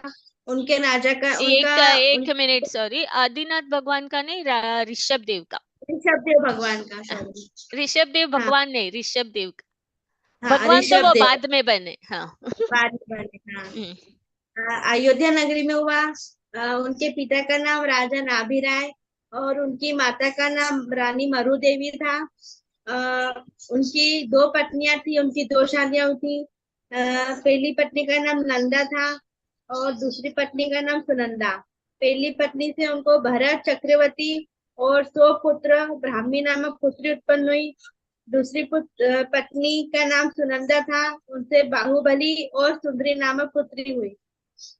करेक्ट। तो टोटल उनके कितने बच्चे हुए? 103। 103 और 2 बेटी, 2 ब्राह्मी बेटी। और सुंदरी। करेक्ट। तो यूजुअली क्या होता है, जो तीर्थंकर वाले जीव रहते हैं उनकी कोई लड़की नहीं होते यूजुअली, क्योंकि वो किसी के सामने झुकना नहीं करके ऐसा रहता है। लेकिन क्योंकि ये हुंडाई सर्पिणी काल है, मतलब जो कुछ काल का दोष है, तो उसकी वजह से उनको पुत्रियां हुई। ठीक है। और फिर उनकी पुत्रियां ने वो सोचा कि हम शादी करेंगे तो हमारे पापा को झुकना पड़ेगा, इसलिए उन दोनों ने दीक्षा ले ली थी, ब्राह्मी और सुंदरी ने। ठीक है। और ब्राह्मी को राजा ऋषभ देव ने ब्राह्मी लिपि की शिक्षा दी थी। जो आजकल हम हिंदी में देखते हैं अ ई सब, वो सब वहां से ब्राह्मी लिपि से होके वो सब शिक्षा यहाँ पे आई है। ठीक है। और जो सुंदरी है उनको आदिनाथ राजा ऋषभ देव ने गणित का नॉलेज देते हैं, मैथमेटिक्स का, नंबर्स का। तो मैथमेटिक्स एक सब गणित का जो है वो सब राजा ऋषभ देव के टाइम से ही ऑलरेडी आया है। मतलब राजा ऋषभ देव को उस टाइम पे ही इतना ज्ञात था कि आगे कौन कौन सी चीजों की जरूरत पड़ेगी, और वो सब उन्होंने जान के वो सब शिक्षा पहले ही उन्होंने दे दी थी। ठीक है ना। और फिर हमने देखा था कि भरत और बाहुबली दोनों भाई भाई थे। ठीक है ना। और भरत जो थे वो चक्रवर्ती थे। और फिर आगे देखा कि ऋषभ देव जो है वो भगवान आदिनाथ ही राजा ऋषभ देव थे पहले, और वो प्रथम तीर्थंकर बने। ठीक है ना। यहाँ तक और कोई क्वेश्चंस है? Sunita, can you here? हाँ हाँ, बताइए। ये जो नाम है ब्राह्मी और सुंदरी, तो ये वो जो 16 सती में हम हाँ सुनते हैं। करेक्ट, हाँ वो ही है ब्राह्मी सुंदरी, जो 16 सत्या में उन्होंने फिर वो दीक्षा ले लेते हैं वो। हाँ, ओके ओके। हाँ। और एक है कि जो राजा ऋषभ देव की जो आयु रहती है ना, वो 84 लाख पूर्व रहती है उनकी आयु। और पूर्व इज मेजरमेंट, जैसे हम 1 साल 2 साल 3 साल वैसे बोलते हैं ना, तो पूर्व का जो मेजरमेंट होता है वो होता है 70,56,000 करोड़। तो एक पूर्व जो है that is equal to 70,56,000 crore. तो इमेजिन करो कि राजा ऋषभ देव का जो आयु थी उनकी 84 लाख पूर्व थी। मतलब 84 लाख टाइम्स 70,56,000 करोड़। तो इतनी ज्यादा थी। तो आपको लग रहा होगा ना कि हम कैसे बिलीव कर ले इतनी ज्यादा है। तो जैसे हम देखेंगे ना, अभी हम भी देख रहे हैं, जैसे हमारे एंसेस्टर्स की, ग्रैंड पेरेंट्स की जितनी एज थी, फिर हमारी एज है और नेक्स्ट जनरेशन की है। तो ये जो है, ये काल चक्र जो है, ये जो बोलते हैं इसको अवसर्पिणी काल बोलते हैं। तो इसमें क्या होता है, जैसे जैसे काल जाता रहता है सब में घटाव आता रहता है। तो एज में भी, हमारी एनर्जी में भी देखते हैं तो हमारे एंसेस्टर्स की, हमारे ग्रैंड पेरेंट्स को जितनी ताकत थी उतनी ताकत हम में नहीं है। और जितनी ताकत हमारे में है हमारे बच्चे में नहीं है, राइट। तो जैसे हाइट हो गया, एनर्जी हो गई, एज हो गया, सब घटते जा रहे हैं, क्योंकि ये अवसर्पिणी काल जो चल रहा है वो उसके हिसाब से वो वैसे ही होता है नियम से। ठीक है। तो राजा जो ऋषभ देव थे, उनकी आयु थी 84 लाख पूर्व। ठीक है ना। तो प्रियंका जी आप बताएंगे एक पूर्व कितना होता है? एक नहीं, एग्जैक्ट नहीं पता मुझे। अच्छा, शीतल जी आप बताएंगे।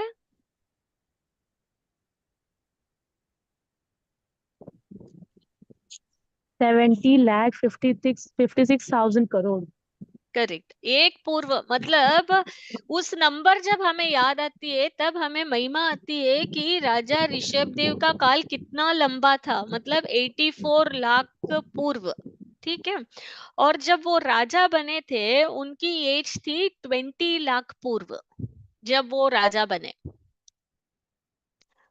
और उन्होंने 80 जब उनकी उम्र 83 लाख पूर्व की हुई तब तक उन्होंने राज्य किया। तो ऑलमोस्ट लाइक 63 लाख पूर्व तक उन्होंने राज्य संभाला और ये सब जानकारी दी और ये सब शिक्षा दी और वो भी मतलब भोग में थे। ठीक है। 83 लाख पूर्व, तो यहाँ तक था उनका गृहस्थ जीवन के बारे में जो हमने जाना। ठीक है। तो अभी हम नेक्स्ट आगे पढ़ते हैं। तो अर्पणा जी और स्वाति जी आप कंटिन्यू करेंगे अभी पढ़ना। अब हम उनके दीक्षा के बारे में, मुनि जीवन के बारे में समझेंगे। सुनीता, सुनीता, हाँ एक बोलिए। क्वेश्चन ना। हाँ जैसे ये बताया था ना कि जो ब्रह्मी है हाँ। वो उनको क्या सिखाया था? ब्राह्मी को ब्राह्मी लिपि मतलब वो लैंग्वेज, हाँ, जैसे ये तो प्राकृत लैंग्वेज जो है वो सब ब्राह्मी लिपि से ही आके चल के प्राकृत भाषा बनी थी। और जो हम अभी हिंदी संस्कृत के सब जो है वो उसी के वेरिएशन से आगे चल रहे हैं अभी। मुझे भी एक क्वेश्चन था हाँ कि पूछिए। जैसे हम बोलते हैं कि इन्होंने इतना सब सिखाया, हसीब सिखाई, मसीह जो जमीन को खोदना ये सब सिखाया, युद्ध वगैरह सिखाया, तो इससे उनको दोष नहीं लगा जैसे वो क्योंकि तब तीसरा। नहीं, तब वो क्या थे, वो भगवान नहीं थे। वो सब उन्होंने जब किया था वो राजा थे, मतलब वो ऋषभ देव वाली अवस्था में थे, तब वो संसार मतलब गृहस्थी में थे, अपने फैमिली के साथ थे, राज्य संभालते थे। तो वो उनके राजा की रेस्पॉन्सिबिलिटी से उन्होंने किया था। और जब वो मुनि बने उन्होंने मोह राग द्वेष सब त्याग के मुनि बने वो। हाँ, लेकिन राइट। पहले जब उन्होंने जो सब किया तो उसका उनको नहीं लगा, मतलब जैसे बोलते हैं ना कि आप जो भी करते हो तो आपको हर चीज का कर्म बंद होता जाता है। करेक्ट, कर्म बंद वैसे होता है, लेकिन उनका जो तीर्थंकर नाम का उदय तो उनका जो आएगा जब उनको अरिहंत अवस्था में जाएंगे, वो केवल ज्ञान होगा। राइट। हम्म। लेकिन जो तीर्थंकर वाले जीव होते हैं वो नियम से जब वो उनका वो भी रेस्पॉन्सिबिलिटी रहता है कि जगत के जीवों को मार्गदर्शन देने के लिए, क्योंकि तब भोग भूमि कम चली जाती है और कर्म भूमि आती है। राइट। तो हम्म। सब जीव फिर जिएंगे कैसे, पूरा विश्व में सरवाइव कैसे करेंगे? तो खाने पीने के लिए उनको फार्मिंग वगैरह बताना ही पड़ेगा। राइट। तो वो नियम से वो उनकी एक रेस्पॉन्सिबिलिटी होती है जब वो कुलकर बन के कुलकर की फैमिली में आते हैं। हम्म। ठीक है ना। जैसे कभी कभी हमें क्वेश्चन आता है, समझो कि हम सोचते हैं कि हम रात को मंदिर जा रहे हैं, तो गाड़ी से जा रहे हैं कि तो कितने जीव की हिंसा हो रही है, तो हमें मंदिर नहीं जाना चाहिए। राइट। तो क्या बोलते हैं कि जैसे जितना पुण्य होता है, जब पुण्य ज्यादा होता है तो उसमें थोड़ा पाप होता है, तो उसको गौण किया जाता है। समझ उनकी में आया निर्जरा ना। भी जल्दी हो जाती होगी ना फिर। हाँ, वो गौण हो जाता हम्म। है। तो क्योंकि हम पुण्य करने जा रहे हैं, हम भगवान के दर्शन करने जा रहे हैं, तो जो पाप हो रहा है तो उसको गौण कर देते हैं, मतलब काउंट नहीं करते हैं। तो वैसे ही क्योंकि उनके इतना उत्कृष्ट पुण्य रहता है, तो जो थोड़े बहुत पाप होते हैं, जैसे गृहस्थी भी उन्होंने संभाला, राज्य भी संभाला, तलवार की भी शिक्षा दी, तो वो सब फिर गौण हो जाते हैं। उसको इतना इम्पोर्टेंस नहीं देते हैं, क्योंकि जब वो वेटेज ज्यादा होता है, इसको इग्नोर कर दिया जाता है। ठीक है तो ना? थोड़ा सा मैं बोलने हाँ, की लेकिन कोशिश कर्म तो उसमें भी लगता ही है। जब उन्होंने वो सब शिक्षा दी थी, वो तो लगा ही था, लेकिन उसको इतना इम्पोर्टेंस नहीं देते बस। वो निर्जरा हो जाती होगी उनकी कर्म की, हाँ, तभी तो फिर करेक्ट। काटो कर्म। थोड़ा सा मैं बोलने की कोशिश करूं। हाँ, आप अपना नाम ऐड कर दीजिए प्लीज। अच्छा ठीक है, मैं अपना सैमसंग। नाम करती हूँ, मैं अलका बोल रही हूँ। हाँ, अलका जी, ओके, बोलिए। इनको दोष तो लगा था, लेकिन ये कर्म भूमि के प्रारंभ में हुए थे। तो इनके इनको युग निर्माता इसीलिए तो कहा गया है, क्योंकि कल्प वृक्ष की समाप्ति हो गई थी, और अब कैसे जीवों के लिए भरण पोषण हो, कैसे उनके लिए भोजन मिले। तो इसलिए इन्होंने फिर इनके पिता जो मनु थे, उन्होंने इनको सत्कर्म का उपदेश देने की आज्ञा दी थी, नाभीराव जी। इसलिए इन्होंने सत्कर्म का उपदेश दिया था फिर। तो जिसमें पहला उपदेश है असी मसी कृषि वाणिज्य और कला, ये और सत्कर्म का विद्या। उपदेश। और विद्या। तो इस सत्कर्म में सबसे पहले असी आया है। असी माने होता है तलवार, मसी माने स्याही, इंक, कृषि माने खेती बाड़ी करना। तो इसका इसलिए इनको दोष लगा है। जब इनको 6 महीने आहार नहीं मिले, तो वो बैलों के मुंह में जो मूसिका बांध दिया गया था, जब खेती हो रही थी, तो प्रजा गई के लगी के कहने लगी कि ये बैल जो है अनाज खा रहे हैं। तो इन्होंने कह दिया मुंह पर बांध दो, लेकिन कहना भूल गए कि निकाल भी देना। तो 6 घंटे वो भूखे बंधे रहे, जिसके लिए इनको 6 महीने 9 दिन आहार नहीं मिले थे। अब इसका उदय 7 में जो महीने 9 दिन, 7 महीने 9 दिन आहार नहीं मिला, वो हम हाँ आगे पढ़ेंगे वो। हाँ। हाँ, इसलिए इनको दोष तो आता है, लेकिन जब आता है तीर्थंकर का उदय आता है, तब उदय में आता है। कर्म का उदय तो आता है निश्चित रूप से। हाँ, लेकिन तीर्थंकर कर्म का उदय बाद में आता है, जब उनको केवल ज्ञान होता है। तो हम आगे पढ़ेंगे अभी नेक्स्ट उनके मुनि व्रत वाली, मुनिराज वाले जीवन के बारे में समझेंगे। अर्पणा जी आप पढ़ेंगे और स्वाति जी आप पढ़ेंगे।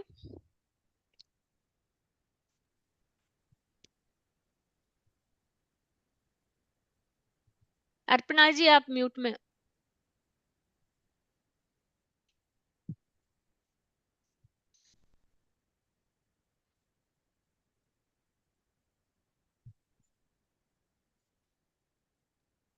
अर्पणा जी म्यूट में है। उसी को उनको ही पढ़ना है।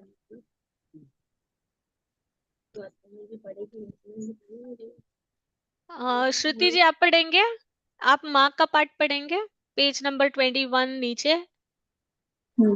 एक दिन राजा भगवान ऋषभदेव, वहां से।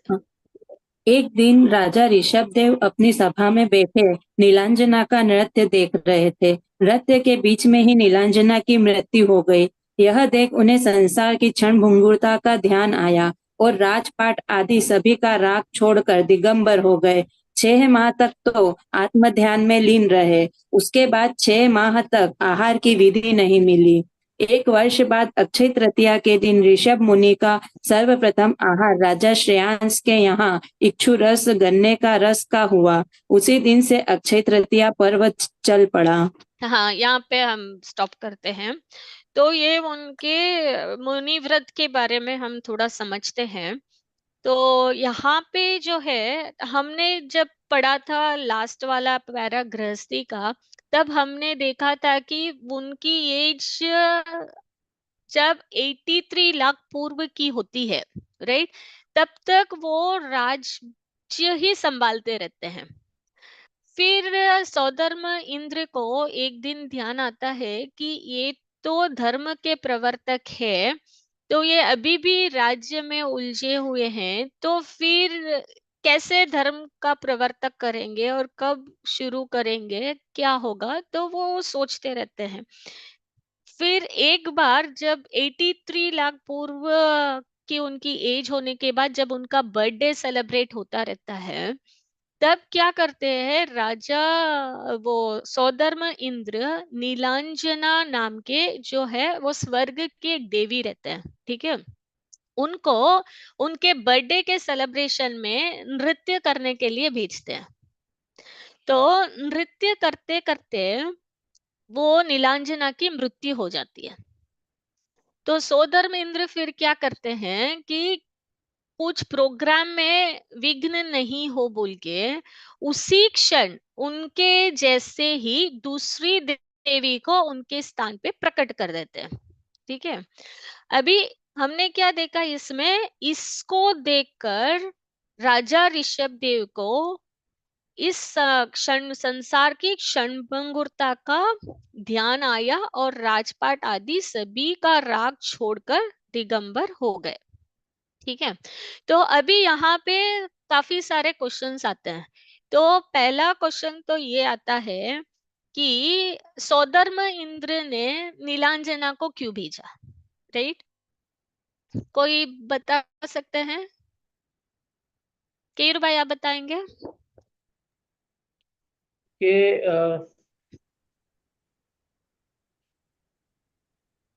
क्योंकि देव को तो अवधि ज्ञान रहता है, उनको पता उनका, ही हाँ, रहता है, राइट? राइट। तो उनके ज्ञान में तो था ही कि हाँ, लेकिन बहुत समय निकल गया था, तो उन्होंने ये रचना रची ऐसी कि उनको वैराग्य आ जाए ये देखते हुए ही। हाँ, तो इसीलिए उन्होंने प्लान करके ही नीलांजना को भेजा था, क्योंकि उनकी आयु कम थी, उनको पता था, तो इसके हिसाब से भेजा था। अभी सेकंड क्वेश्चन आता है कि नीलांजना की मृत्यु देख के राजा ऋषभ देव को क्यों वैराग्य हुआ, क्योंकि उनकी एज तो 83 लाख पूर्व थी, तो 83 लाख पूर्व तक क्या उन्होंने किसी की मृत्यु देखी ही नहीं? हाँ, श्रुति जी आपको क्या लगता है?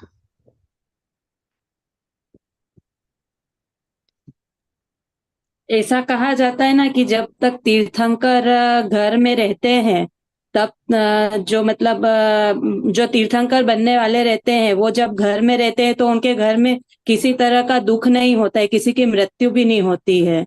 तो उन्होंने मतलब तो आपको लगता है उन्होंने किसी की मृत्यु देखी नहीं, नीलांजना की मृत्यु पहली बार देखी? उस टाइम उनको ऐसा वैराग्य होगा, ऐसा हो गया कि मेरा भी एक दिन है ये, मतलब मेरी भी मृत्यु निश्चित ही है, मुझे भी जिस तरह से नीलांजना की मृत्यु हुई है उस तरह से मेरा भी होना है। तो उनको वैराग्य की भावना उत्पन्न हो हाँ, गई कि मैं ये तो क्वेश्चन ये है कि पहली बार उन्होंने किसी की मृत्यु देखी क्या? शिल्पा जी आपको क्या लगता है, पहली बार राजा ऋषभ देव ने किसी की मृत्यु देखी क्या कि उनको वैराग्य हो गया? मुझे नहीं पता, लेकिन ये नीलांजना की मृत्यु निमित्त बनी है उनके बैराग में, इतना ही पता है। तो नहीं पता कि पहले कोई मृत्यु देखी या नहीं देखी, पर देखी ही होगी। हाँ, अर्पणा जी आपको क्या लगता है?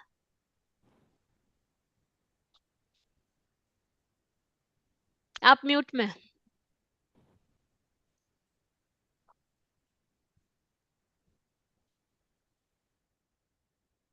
शीतल जी आप ट्राई करेंगे? नहीं, उन्होंने पहले भी मृत्यु देखी ही होगी क्योंकि वो राजा थे। तो जब युद्ध होता था तो अवश्य वहां भी मौत होती होगी, मरते होंगे लोग। लेकिन नीलांजना जब नाच रही थी तो उनके मन में वैराग्य इसलिए आया कि वो नाचते नाचते ही मर गई। तो ऐसे हम कोई भी कार्य करते करते हमारा भी ऐसे किसी दिन कुछ ना कुछ हो जाएगा, हम भी चले जाएंगे। तो उन्हें ऐसा लगा कि मेरे साथ भी कभी ऐसा हो जाएगा, तो ये जीवन से कोई मतलब नहीं है। इसलिए उन्हें ये चीज का वैराग्य हो गया कि इसलिए उन्होंने दीक्षा ले ली, दिगंबर दीक्षा ले ली। कुंजल जी क्या आपको सही लगता है ये? मेरे को नहीं पता है इसके बारे में। अच्छा, प्रियंका जी आप बता रहे थे कुछ। हाँ, उन्हें संसार की क्षणभंगुरता का ज्ञात हुआ कि अभी तो मतलब संसार कितना क्षणभंगुर है कि अभी नृत्य हो रहा था और अभी देह परिवर्तन हो गया। तो क्योंकि वो अवधि ज्ञानी तो रहते ही थे, पहले से ही। और कोई कुछ ऐड करेंगे? मनीषा जी, या मनीषा जी आप की तबीयत ठीक नहीं, अलका जी आपको कुछ ऐड कर सकते हैं इसमें कि राजा ऋषभ देव को नीलांजना की मृत्यु देख के क्यों वैराग्य हुआ? लब्धि उसी समय हुई है। क्या? उसके पहले भी उन्होंने देखा, ऐसा नहीं है, क्योंकि राज्य में युद्ध भूमि में बहुत से, लेकिन उस समय उतना नहीं होता होगा। लेकिन काल लब्धि वो उसी समय आई थी कि उन्हें वैराग्य लेना है, उसके पहले वो नहीं थे, इसलिए। ओके, यहाँ पे एक्चुअली देखो तो बहुत सारी चीजें साथ में हो रही है, ठीक है। तो एक तो था कि नीलांजना की मृत्यु हुई, राइट। दूसरे क्या हुआ कि सोदर्म इंद्र ने उसी टाइम दूसरी देवी को प्रकट कर ली, और राजा ऋषभ देव को ये समझ में आ गया। तो उनको समझ में आ गया कि कितना जगत स्वार्थ है, कि किसी की मृत्यु हो गई, कोई शोक नहीं कर रहा है, किसी को चिंता नहीं है। तो एक तो उनको संसार की क्षणभंगुरता का पता चला जब नीलांजना की मृत्यु हुई। दूसरा उनको पता चला कि जगत कितना स्वार्थी है, एक की मृत्यु हुई और दूसरा प्रकट हो गया। तीसरा है ये था कि उन वो एक्चुअली जो तीर्थंकर का जीव होता है वो जन्म से सम्यक दृष्टि ही रहता है, ठीक है।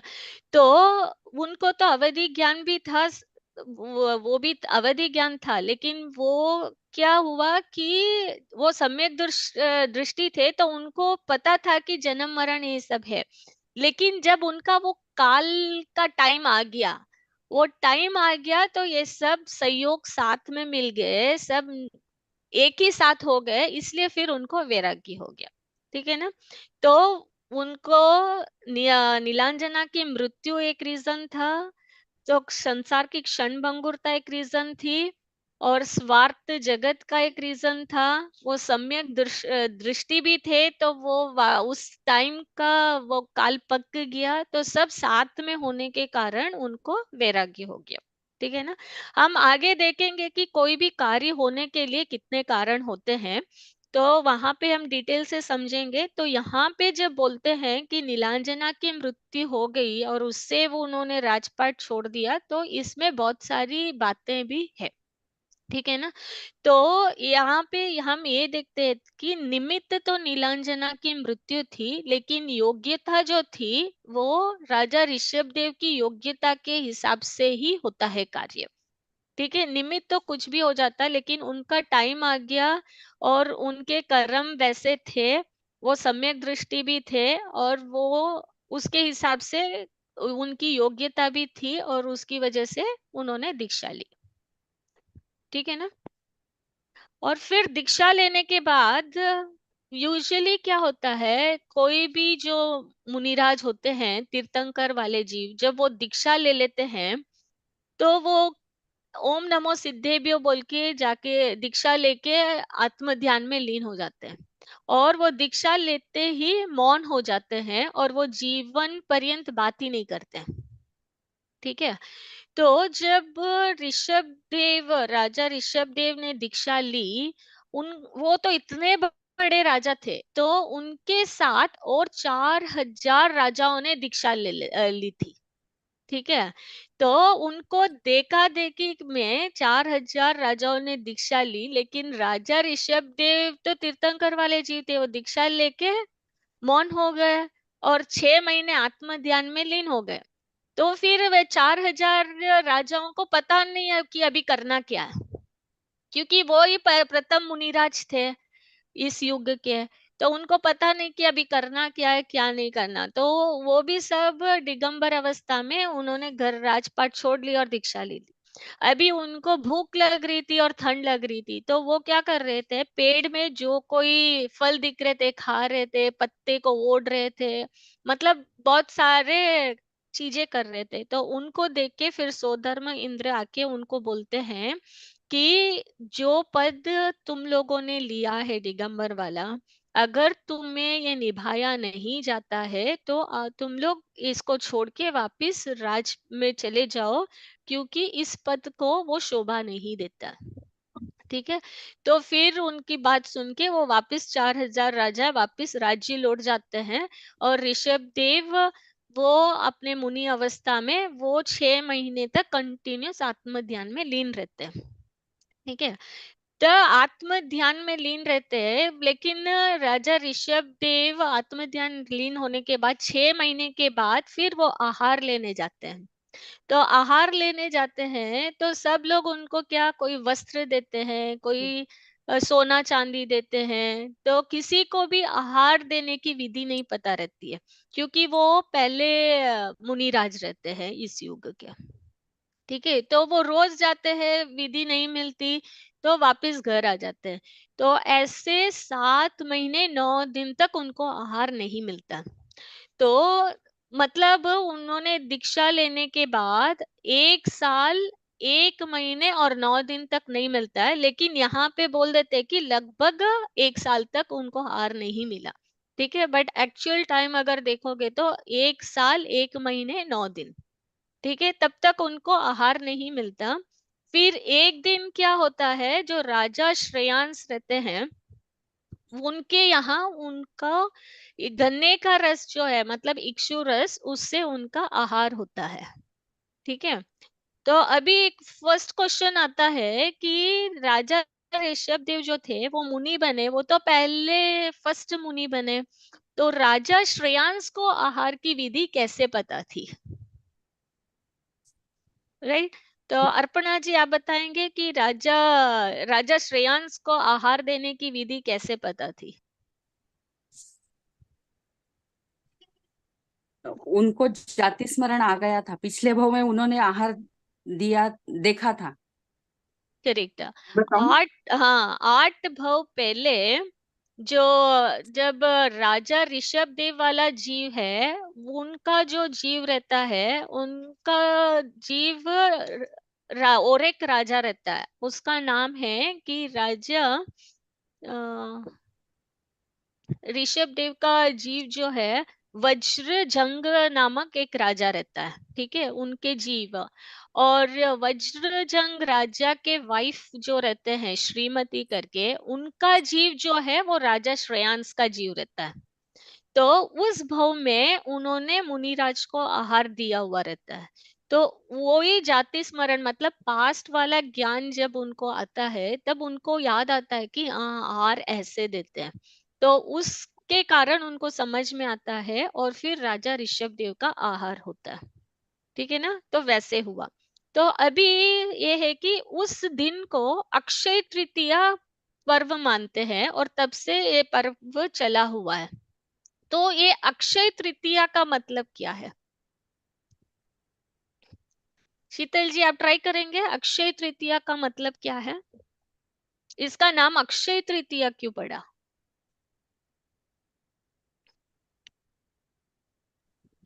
सॉरी, नहीं पता। अच्छा अलका जी आप बताएंगे इसका अक्षय तृतीया अक्षय नाम का क्यों पड़ा? मतलब होता है जिसका कभी विनाश ना हो, क्षय ना हो। और ऐसी तृतीया वो अमर हो गई मुनियों को आहार दान के लिए। आहार दान की परंपरा इस तृतीया के दिन से ही प्रारंभ हुई थी, इसलिए तृतीया अमर हो गई, इस कारण इसका नाम अक्षय तृतीया पड़ा। अच्छा, और कोई? स्वाति जी आप ट्राई करेंगे और कि अक्षय तृतीया का नाम क्यों पड़ा? नहीं मालूम मैम, पता नहीं है। शिल्पा जी आप ट्राई करेंगे? मुझे भी ज्ञान नहीं है इस बात का। ओके। तो ये जो आहार होता है उनका होता है वैशाख शुक्ल तृतीया के दिन। ओके। सो इसको तृतीया इसलिए बोलते हैं क्योंकि वो जो तिथि रहती है वो वैशाख शुक्ल तृतीया रहती है। ठीक है। और अक्षय इसलिए बोला क्योंकि इस युग में 18 कोड़ा कोड़ी सागर के बाद ये आहार दान की जो बंद हो गया था वो वापिस शुरू हुआ, वो प्रारंभ हुआ। ठीक है। तो इसीलिए इसको अक्षय बोलते हैं क्योंकि जो बंद हो गया था वो शुरू हुआ दान देने की जो प्रवृत्ति है वो वहां से शुरू हुई। तो भगवान बनने से पहले, आदिनाथ भगवान बनने से पहले, जब वो मुनि अवस्था में थे, मतलब उन्होंने अभी धर्म का उपदेश देना शुरू नहीं किया, लेकिन धर्म से पहले दान पहले शुरू हुआ। और ये दान की परंपरा वहां से तब से शुरू हुई। तो दान देने का प्रारंभ हुआ, इसलिए उसका नाम अक्षय बोलते हैं। और ये तृतीया के दिन से शुरू हुआ, इसलिए इसको तृतीया बोलते हैं। ठीक है ना, अक्षय तृतीया। प्रियंका जी, आप रिपीट करेंगे अक्षय तृतीया क्यों बोलते हैं, और कितने दिन बाद राजा ऋषभदेव का मुनि ऋषभदेव का आहार हुआ था, और कैसे? मुनि ऋषभ देव का आहार 7 महीने 9 दिन बाद हुआ था, और राजा श्रेयांश ने उन्हें इक्षु रस से आहार दिया था, और ये अक्षय तृतीया के दिन हुआ था। तो तृतीया जो है वो अपनी तिथि है, और अक्षय जिसका नष्ट नहीं होता, मतलब जो आंटी ने भी बताया। और हाँ, मतलब तब से ही स्टार्ट हाँ, हुआ। अक्षय मेनली हाँ, मतलब क्योंकि आहार दान देना प्रारंभ हुआ। हाँ, तो उस मतलब दान देने की प्रवृत्ति प्रारंभ परंपरा हुई, तब से। इसीलिए हाँ परंपरा प्रारंभ हुई। और जो उनका जो क्या आहार होता है, वो 7 महीने 9 दिन तो वो जा रहे थे लेने के लिए, लेकिन उससे पहले 6 महीने तो उन्होंने तपस्या की थी। तो हाँ, तो एक वो साल तक। हाँ, तो वो मुनि व्रत धारण करने के बाद 1 साल 1 महीने 9 दिन के बाद उनका आहार होता है। ठीक है ना? जी जी। अच्छा, अभी हम नेक्स्ट देखते हैं कि जो मुनि ऋषभ देव थे वो भगवान कैसे बने। ठीक है, एती जी आप पढ़ेंगे? जी। कहाँ से पढ़ना? आप बेटी वाला पार्ट पढ़ लीजिए, अच्छा। और माँ वाला पार्ट शिल्पा जी आप पढ़ेंगे, माँ वाला पार्ट। क्या वे मुनि क्या वे मुनि होते ही सर्वज्ञ बन गए थे? नहीं बेटी, 1000 वर्ष तक बराबर मौन आत्म साधना करते रहे। एक दिन आत्म तल्लीनता की दशा में उन्हें केवल ज्ञान की प्राप्ति हुई और वे वीतरागी सर्वज्ञ बन गए, तथा उनकी दिव्य ध्वनि द्वारा तत्वोपदेश होने लगा, जिससे भव्य जीवों को मुक्ति के मार्ग का ज्ञान हुआ। तो तुम क्या उनकी ही स्तुति करती हो? मैं भी क्या करूंगी? क्या वे मुझे भी मुक्ति का मार्ग बताएंगे? अवश्य किया करना। वे तो कुछ दिन बाद मुक्त हो गए थे, अर्थात धर्म सभा समोशरण आदि को भी छोड़कर सिद्ध हो गए। पर उनका बताया हुआ मुक्ति मार्ग तो आज भी ज्ञानियों के द्वारा हमें प्राप्त है, और जो उनके बताए मुक्ति मार्ग पर चले वे ही उनके सच्चे भक्त हैं, तथा वे स्वयं भगवान भी बन सकते हैं। हम्म, तो अब हम उनके ये भगवान के बारे में समझते हैं। तो यहाँ पे क्या समझा कि 1000 वर्ष तक बराबर मौन आत्मा साधना करते रहे, फिर एक दिन आत्म तल्लीनता की दशा में उन्हें केवल ज्ञान की प्राप्ति हुई और वे वीतरागी सर्वज्ञ बन गए। ठीक है ना? तो उन्होंने जैसे कोई दीक्षा लेता है, राइट? तो दीक्षा के बाद जब उन्होंने 1000 साल तक उन्होंने आत्मलीनता में ध्यान करते रहे, तब जाके पूरे तल्लीन हो गए एक दिन, तब उनको केवल ज्ञान प्राप्त हुआ। ठीक है ना? तो जब हमने देखा था उनकी एज के बारे में, उनकी एज कितनी थी? 84 लाख पूर्व। और उन्होंने दीक्षा कब ली? 83 लाख पूर्व में। तो 83 लाख पूर्व में दीक्षा लेने के बाद 1000 साल बाद उनको केवल ज्ञान हुआ। ठीक है, फिर वो वीतरागी और सर्वज्ञ हो गए। तो अब भी उनको केवल ज्ञान हो गया, और वो तीर्थंकर वाले जीव है। तो अभी ये क्या क्या होगा? अर्पणा जी आप बताएंगे। केवल ज्ञान होने के बाद वो तीर्थंकर वाले जीव है, तो क्या क्या होगा अभी? केवल ज्ञान होने के बाद वो वितरागी सर्वज्ञ हुए और उनकी दिव्य ध्वनि तत्वोपदेश होने लगा, समौशरण होने लगा। करेक्ट। तो यूजुअली क्या होता है, जब केवल ज्ञान हो जाता है तीर्थंकर वाले जीव का, तो उनकी जो बॉडी है जहाँ पे वो ज्ञान ध्यान करते रहते हैं, उधर से 500 धनुष ऊपर उनकी बॉडी चली जाती है। ठीक है। और 500 नहीं, सॉरी, 5000 धनुष। हाँ। तो 5000 धनुष इतनी ऊपर चली जाती है, फिर वहां पे समोशरण की रचना होती है। और जैसे हमने देखा था, समोशरण में क्या होता है, सब अलग अलग के जीव समान रूप से विराजमान रहते हैं और एक दूसरे के प्रति उनको कोई भी मतलब ऐसे भाव नहीं रहते। जैसे शेर रहते हैं, मनुष्य रहते हैं, अन्य प्राणी भी रहते हैं, लेकिन सब अच्छी तरह समान रूप से भगवान का उपदेश देने देखने जाते हैं। और जब समोशरण की रचना होती है, तब वहां पे 12 सभाएं होती है और भगवान वहां विराजमान रहते हैं और उनकी दिव्य ध्वनि खिरती है। और भगवान तो क्या है कि जब उन्होंने दीक्षा ली तब से वो मौन रहते हैं, तो वो जीवन पर्यंत मौन रहते हैं। और जो ये दिव्य ध्वनि खिरती है वो सब ऑटोमेटिकली होती है, वो अपने मुंह से कुछ नहीं बोलते हैं। वो ओंकार ध्वनि चलती रहती है और सब जीवों को अपने अपने भाषा में वो ट्रांसलेट होके उनको समझ में आ जाता है। ठीक है ना? तो वो पूरा डिटेल में समोशरण के बारे में हम, और एक बुक है हमारे सिलेबस में, तो जब वो पढ़ेंगे पार्ट तब हम डिटेल में पढ़ेंगे। ठीक है।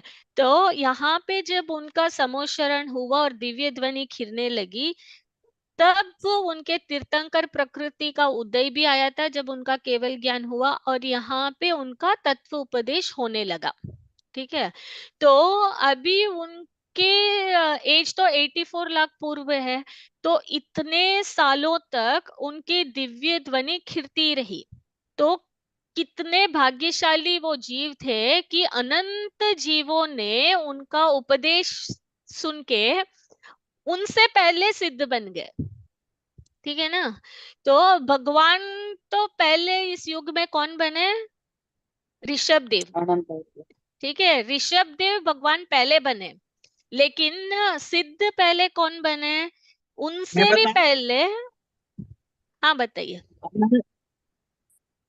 उनसे पहले सिद्ध जो हुए थे वो अनंत वीर्य हुए थे, बाहुबली करेक्ट। से भी पहले। हाँ।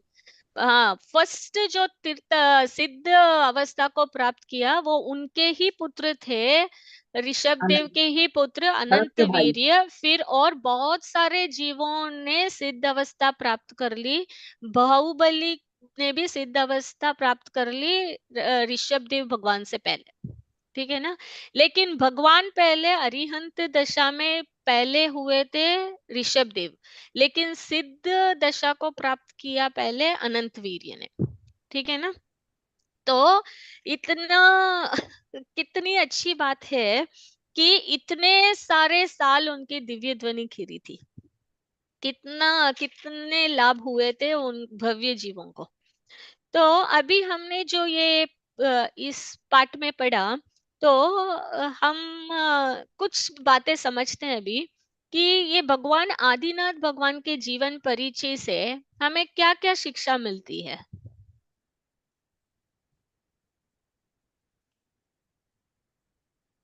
केयूर भाई, आप बताएंगे क्या क्या शिक्षा मिलती है? कोई एक शिक्षा बताइए, फिर दूसरा नेक्स्ट बताएंगे। भगवान के मतलब अगर जीवन चरित्र से हमें सीखना चाहिए तो अपना अपने स्व स्व पर का भेद जान के अपने आत्मा में लीन होके अपना कल्याण करना चाहिए। ओके। और नेक्स्ट कुंजल जी, आप बताएंगे कि भगवान के जीवन परिचय से हमें क्या शिक्षा मिली? जीवन परिचय को समझ के उनके जो भी बताए हुए मार्ग पर चलने की कोशिश करनी चाहिए। ओके। लेकिन वो करनी चाहिए, लेकिन उन जो इस पाठ में पढ़ा, कौन कौन से स्टेप्स उन्होंने फॉलो किया? उन्होंने मुनि दशा प्राप्त करके जो आत्म ध्यान में लीन रहे और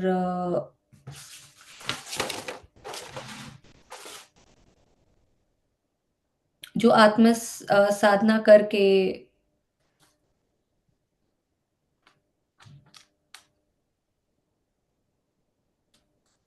करेक्ट। शिल्पा जी, हाँ, आप कुछ ऐड करेंगे? जीवन की संसार की क्षणभंगुरता को हमें पहचानना चाहिए और अपने उससे अपने को वैराग्य की कैसी उत्पत्ति हो वो देखना चाहिए कि कैसे सब कुछ एक क्षणिक ही है, मतलब आज है कल नहीं, हम नहीं रहेंगे तो कल कोई हमारी जगह ले लेगा। तो इससे हम अपना भला कैसे करें और अपने आत्मा की सिद्धि कैसे करें उस बारे में विचार करना चाहिए, पुरुषार्थ करने की कोशिश करनी चाहिए। गुड। शीतल जी, आप?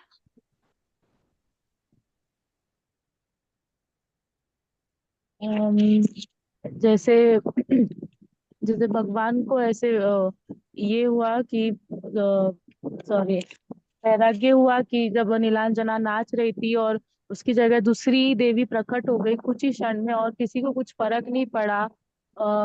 वैसे ही हमारे हमारे साथ भी ऐसा ही होगा, किसी को कोई फर्क नहीं पड़ने वाला है हमारे जाने के बाद। या इसलिए उन्होंने सारा सब संसार छोड़ के उन्होंने दीक्षा प्राप्त कर ली और उन्होंने अच्छी अच्छी बातें सिखाने की सिखाई और अपने बारे में सोचा उन्होंने कि अपने आत्मा को इन सब चीज से मुक्त करना है, इसलिए उन्होंने दीक्षा ले ली।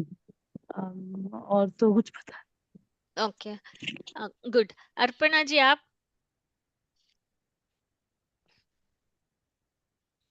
इस संसार में रहते हुए भी हमें मुनि दीक्षा के बिना सिद्ध गति नहीं मिलेगी। क्या? सॉरी, आपकी वॉइस कट हो गई, क्या बताया आपने? इस संसार दशा में कितने भी काल रहे पर मुनि मुनि बनने के बाद ही सिद्ध पद मिलेगा। हाँ, मुनि पद के बाद ही सिद्ध पद मिलेगा, करेक्ट। हाँ, स्वाति जी, आप कुछ भी एक पॉइंट ऐड कीजिए, क्योंकि आपको लगेगा कि हाँ, उनके जीवन से हमें कितनी महत्वपूर्ण चीजें सीखने को मिल रही है।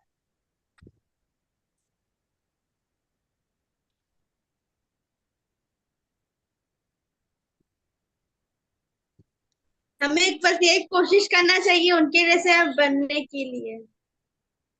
एक मैं पॉइंट बताने की कोशिश कर रही हूँ। आत्मलिंगन में आना चाहिए, ध्यान भगवान। हाँ हाँ, अलका जी, आप बताइए।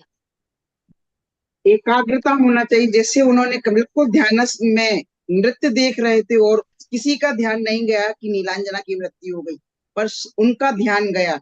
ये हमारे लिए ऐसी एकाग्र दृष्टि होना चाहिए अपने ऊपर। ओके, एती जी, आप? एक तो ये है कि हमें थोड़ा पेशेंस सीखना चाहिए कि उन्होंने इतना मतलब और दूसरा है स्वार्थी नहीं होना चाहिए। और हमें ये समझना चाहिए कि जो संसार है वो क्षण भंगुर है। तो ये तीन चीजें हम सीखते हैं। ओके, प्रियंका जी, आप? जैसा सबने बताया, एक तो ये कि क्षणभंगुरता का हमें ज्ञान होना चाहिए। हमें पता होना चाहिए कि कभी भी कुछ भी जा सकता है, तो हमें इतना अटैचमेंट नहीं रखना चाहिए। और दूसरा एक जो अभी हमने पढ़ा था कि मुनि दशा है उनकी, पर इतना पेशेंस की 1-1.5 साल तक उनको आहार नहीं मिला पर उनका जी आकुल व्याकुल नहीं हुआ। और हमारे साथ क्या होता है, अगर एक ही हमारा मील स्किप हो जाता है तो हम एकदम चिड़चिड़ करने लगते हैं। तो ये है कि हमको समता भाव सीखना चाहिए, मतलब अभी हम इस स्टेज पे तो सीख ही सकते हैं। हाँ, वेरी गुड। हाँ, भाभी जी, आप?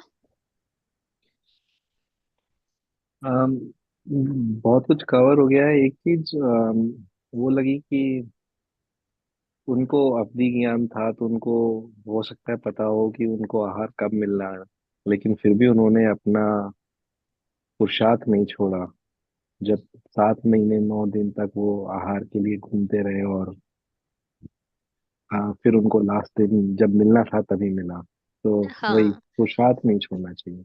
हाँ। और यहाँ पे और एक पॉइंट है कि जो तीर्थंक वाले जीव, जब वो उनको जन्म से अवधि ज्ञान, मति ज्ञान और श्रुति ज्ञान तो रहता ही है, सम्यक दृष्टि भी रहते हैं, लेकिन दीक्षा के बाद उनको मन पर्य ज्ञान भी हो जाता है।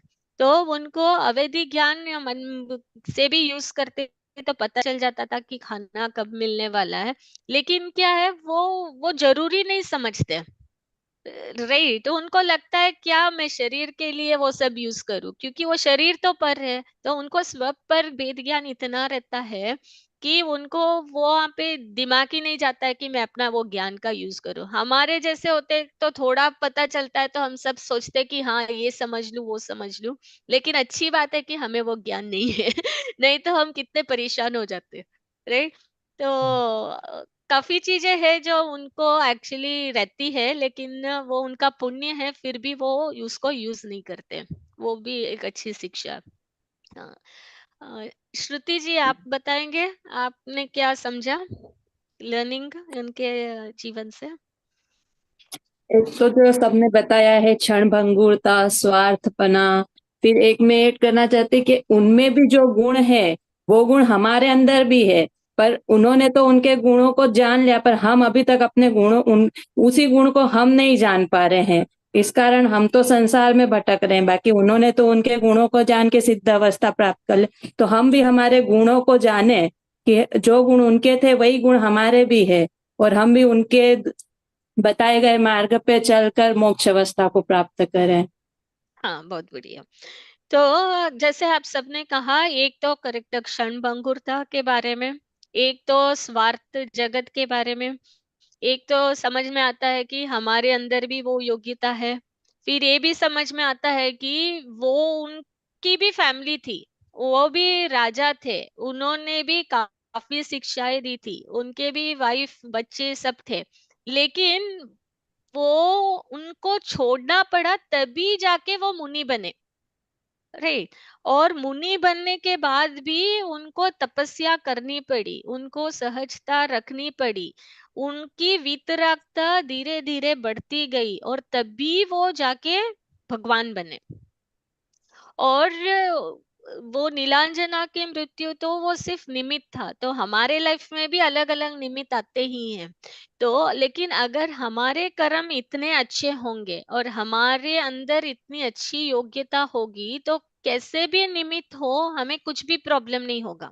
तो हमें बाहर की चीजों को नहीं देखना चाहिए, हमें देखना चाहिए कि हम अपने भावों को कैसे सुधारें, हम अपनी योग्यता को कैसे बढ़ाएं, हम अपने मोह राग द्वेष को कैसे कम करें, तो हम भी भगवान बन सकते हैं।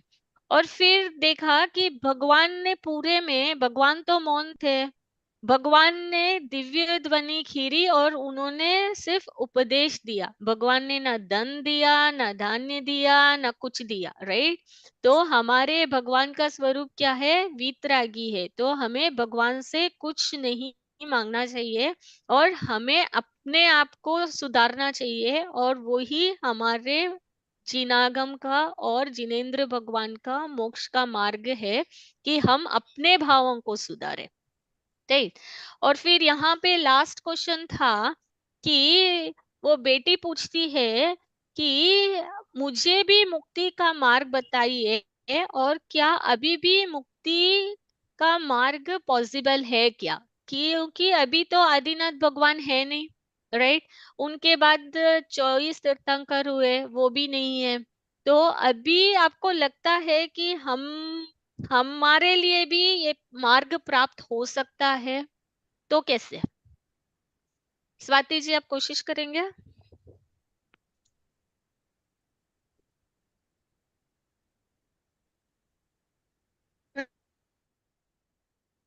क्वेश्चन समझ नहीं आया। क्वेश्चन ये है कि अब भगवान की दिव्य ध्वनि खीरी, तब तो उपदेश था भगवान का। राइट। तो अभी हमारे लिए क्या है कि हम कैसे प्राप्त कर सकते हैं वो मार्ग, और हम उस मार्ग पे कैसे चल सकते हैं? आवाज कट रही है। आपकी आवाज कट रही है। अर्पणा जी आप ट्राई करेंगे? अर्पणा जी ने हैंड रेज किया। हाँ, अर्पणा जी आप हम यू इस पंचम हाँ हम इस पंचम काल में मुक्ति तो नहीं जा सकते, पर सम्यक दर्शन करके हम मुक्ति का टिकट रिजर्व कर सकते हैं। करेक्ट। और कोई कोशिश करेंगे? शिल्पा जी? हाँ अभी साक्षात भगवान की समोशरण की दिव्य ध्वनि तो नहीं है, लेकिन उनके द्वारा जो उनकी जो है वो जिनवाणी के माध्यम से, अलग अलग ग्रंथों के माध्यम से अभी भी हमारे पास वो मार्ग के बारे में पूरा इंफॉर्मेशन है, जो प्रयोजनभूत इंफॉर्मेशन है, उसको हम यूज करके हम अपना मार्ग सुधार सकते हैं, मुक्ति के मार्ग की तरफ हम बढ़ सकते हैं। करेक्ट। हमारे पास शास्त्र है, हमारे पास गुरु है, हमारे मुनिराज है, तो हम उनके प्रवचन सुन सकते हैं, उनके मार्गदर्शन पे हम समझ सकते हैं, और उन सबको जान के हम भी अपने आत्मा में स्थिर रह सकते हैं। राइट। हम अगर जो भगवान आदिनाथ ने जो मार्ग अपनाया था, अगर हम भी वैसे ही हम अपने आप को जानेंगे, तो हम भी एक दिन मुक्ति को प्राप्त कर लेंगे। जैसे अर्पणा जी ने बोला है पंचम काल है, सम्यक दर्शन हो सकता है, मोक्ष नहीं तो भी। लेकिन काफी लोग बोलते हैं कि हाँ तो मोक्ष तो है नहीं, तो फिर क्या, तो क्यों कोशिश करना। लेकिन सम्यक दर्शन से काफी लाभ होता है।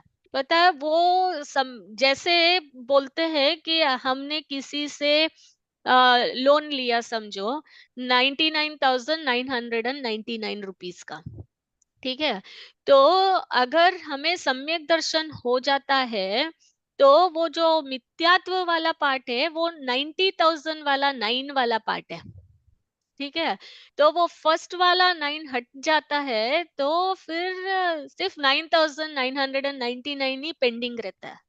तो वैसे ही अगर हम एटलीस्ट, क्योंकि इतना जो हमें इस भाव में मिला है कि हमें ये मनुष्य जन्म मिला है, जिन जैन धर्म मिला है, अच्छा परिवार मिला है, हमारी मेमोरी अच्छी है, हमारा ज्ञान अच्छा है, हमें टाइम मिला है समझने के लिए। लेकिन सिर्फ सुनने से कुछ नहीं होगा, क्योंकि जब तक हम उसको अप्लाई नहीं करेंगे हमारे लाइफ में, आचरण नहीं करेंगे, तो ये मनुष्य भाव ऐसे ही चला जाएगा। तो आप जैसे क्लास अटेंड कर रहे हो, प्लीज एक एक स्टेप एटलीस्ट उस क्लास से जो शिक्षा मिलती है, एक एक लाइफ में अप्लाई करना स्टार्ट कर देना, क्योंकि वेट मत करना, लाइफ बहुत ही छोटी है। और एक एक स्टेप भी हम अप्लाई करेंगे ना, तो हमें इतना अच्छा आनंद आएगा। तो हमें वेट नहीं करना है कि हम जब सिद्ध बनेंगे तब हम सुखी होंगे।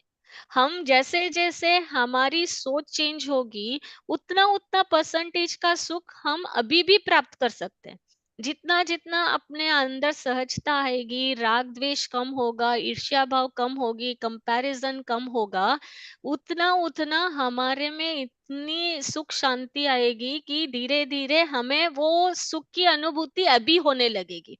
तो हमें सिद्ध दशा के लिए वेट नहीं करना। इस भाव में भी, कल से भी, आज से भी अगर आप अप्लाई करोगे, आज सोते वक्त से अगर आप स्टार्ट करोगे सोचने के लिए कि एक एक स्टेप से, तो आपको फील होगा कि कितना फायदा होता है जैन धर्म को समझने के लिए, समझने से। ठीक है ना? और किसी का कोई क्वेश्चन है? नहीं तो फिर हमारा ये भगवान आदिनाथ का पाठ हुआ यहाँ तक। किसी का कोई क्वेश्चन है क्या? मुझे इसमें एक बताया है कि आदिनाथ भगवान ने 1000 साल तक ध्यान किया, तो मतलब इस 1000 साल के दौरान उन्होंने कोई आहारचर्या वगैरह कुछ नहीं की, सिर्फ ध्यान किया था।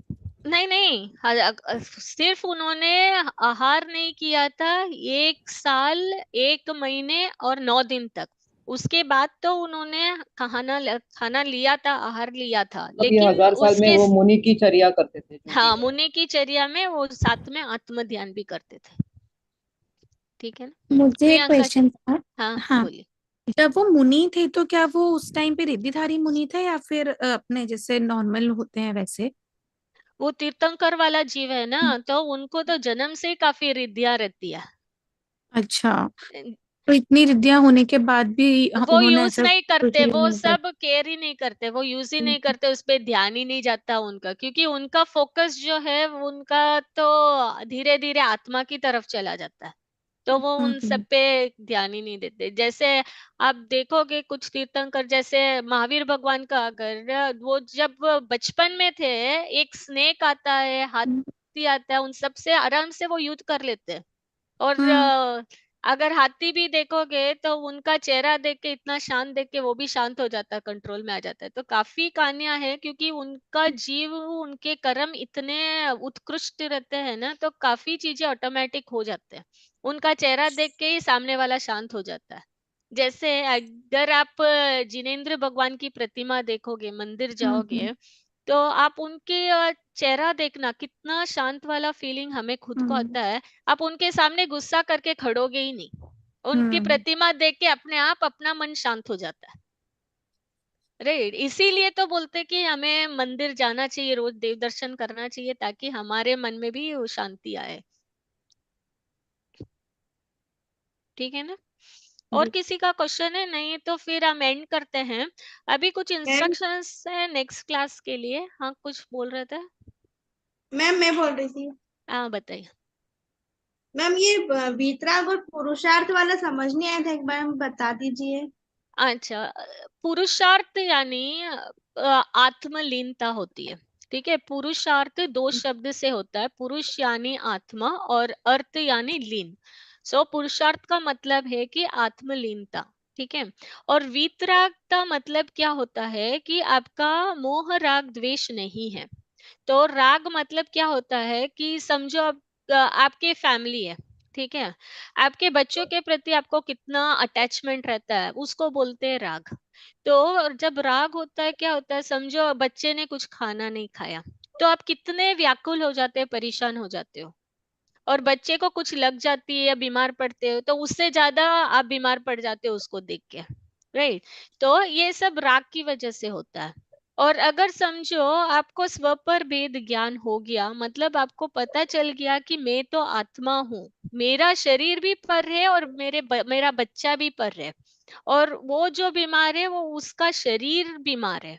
राइट, तो अपनी सोच इतनी चेंज हो जाती है कि हम परेशान नहीं होते, लगता है कि खाना नहीं खाया कोई बात नहीं, बात नहीं, हाँ। राइट, कुछ नहीं होगा, वो बीमार है कोई बात नहीं, थोड़े दिन है ठीक हो जाएगा। राइट, तो हम इतना व्याकुल नहीं होते। तो वैसे ही धीरे धीरे करते, जब एक स्थिति ऐसे आती है कि जब राग पूरा टूट ही जाता है, तो फिर लगता है कि हम पर की तरफ कुछ करना ही क्यों है, मैं अपने आत्मा में लीन हो जाऊं। राइट, क्योंकि वही मेन एम है।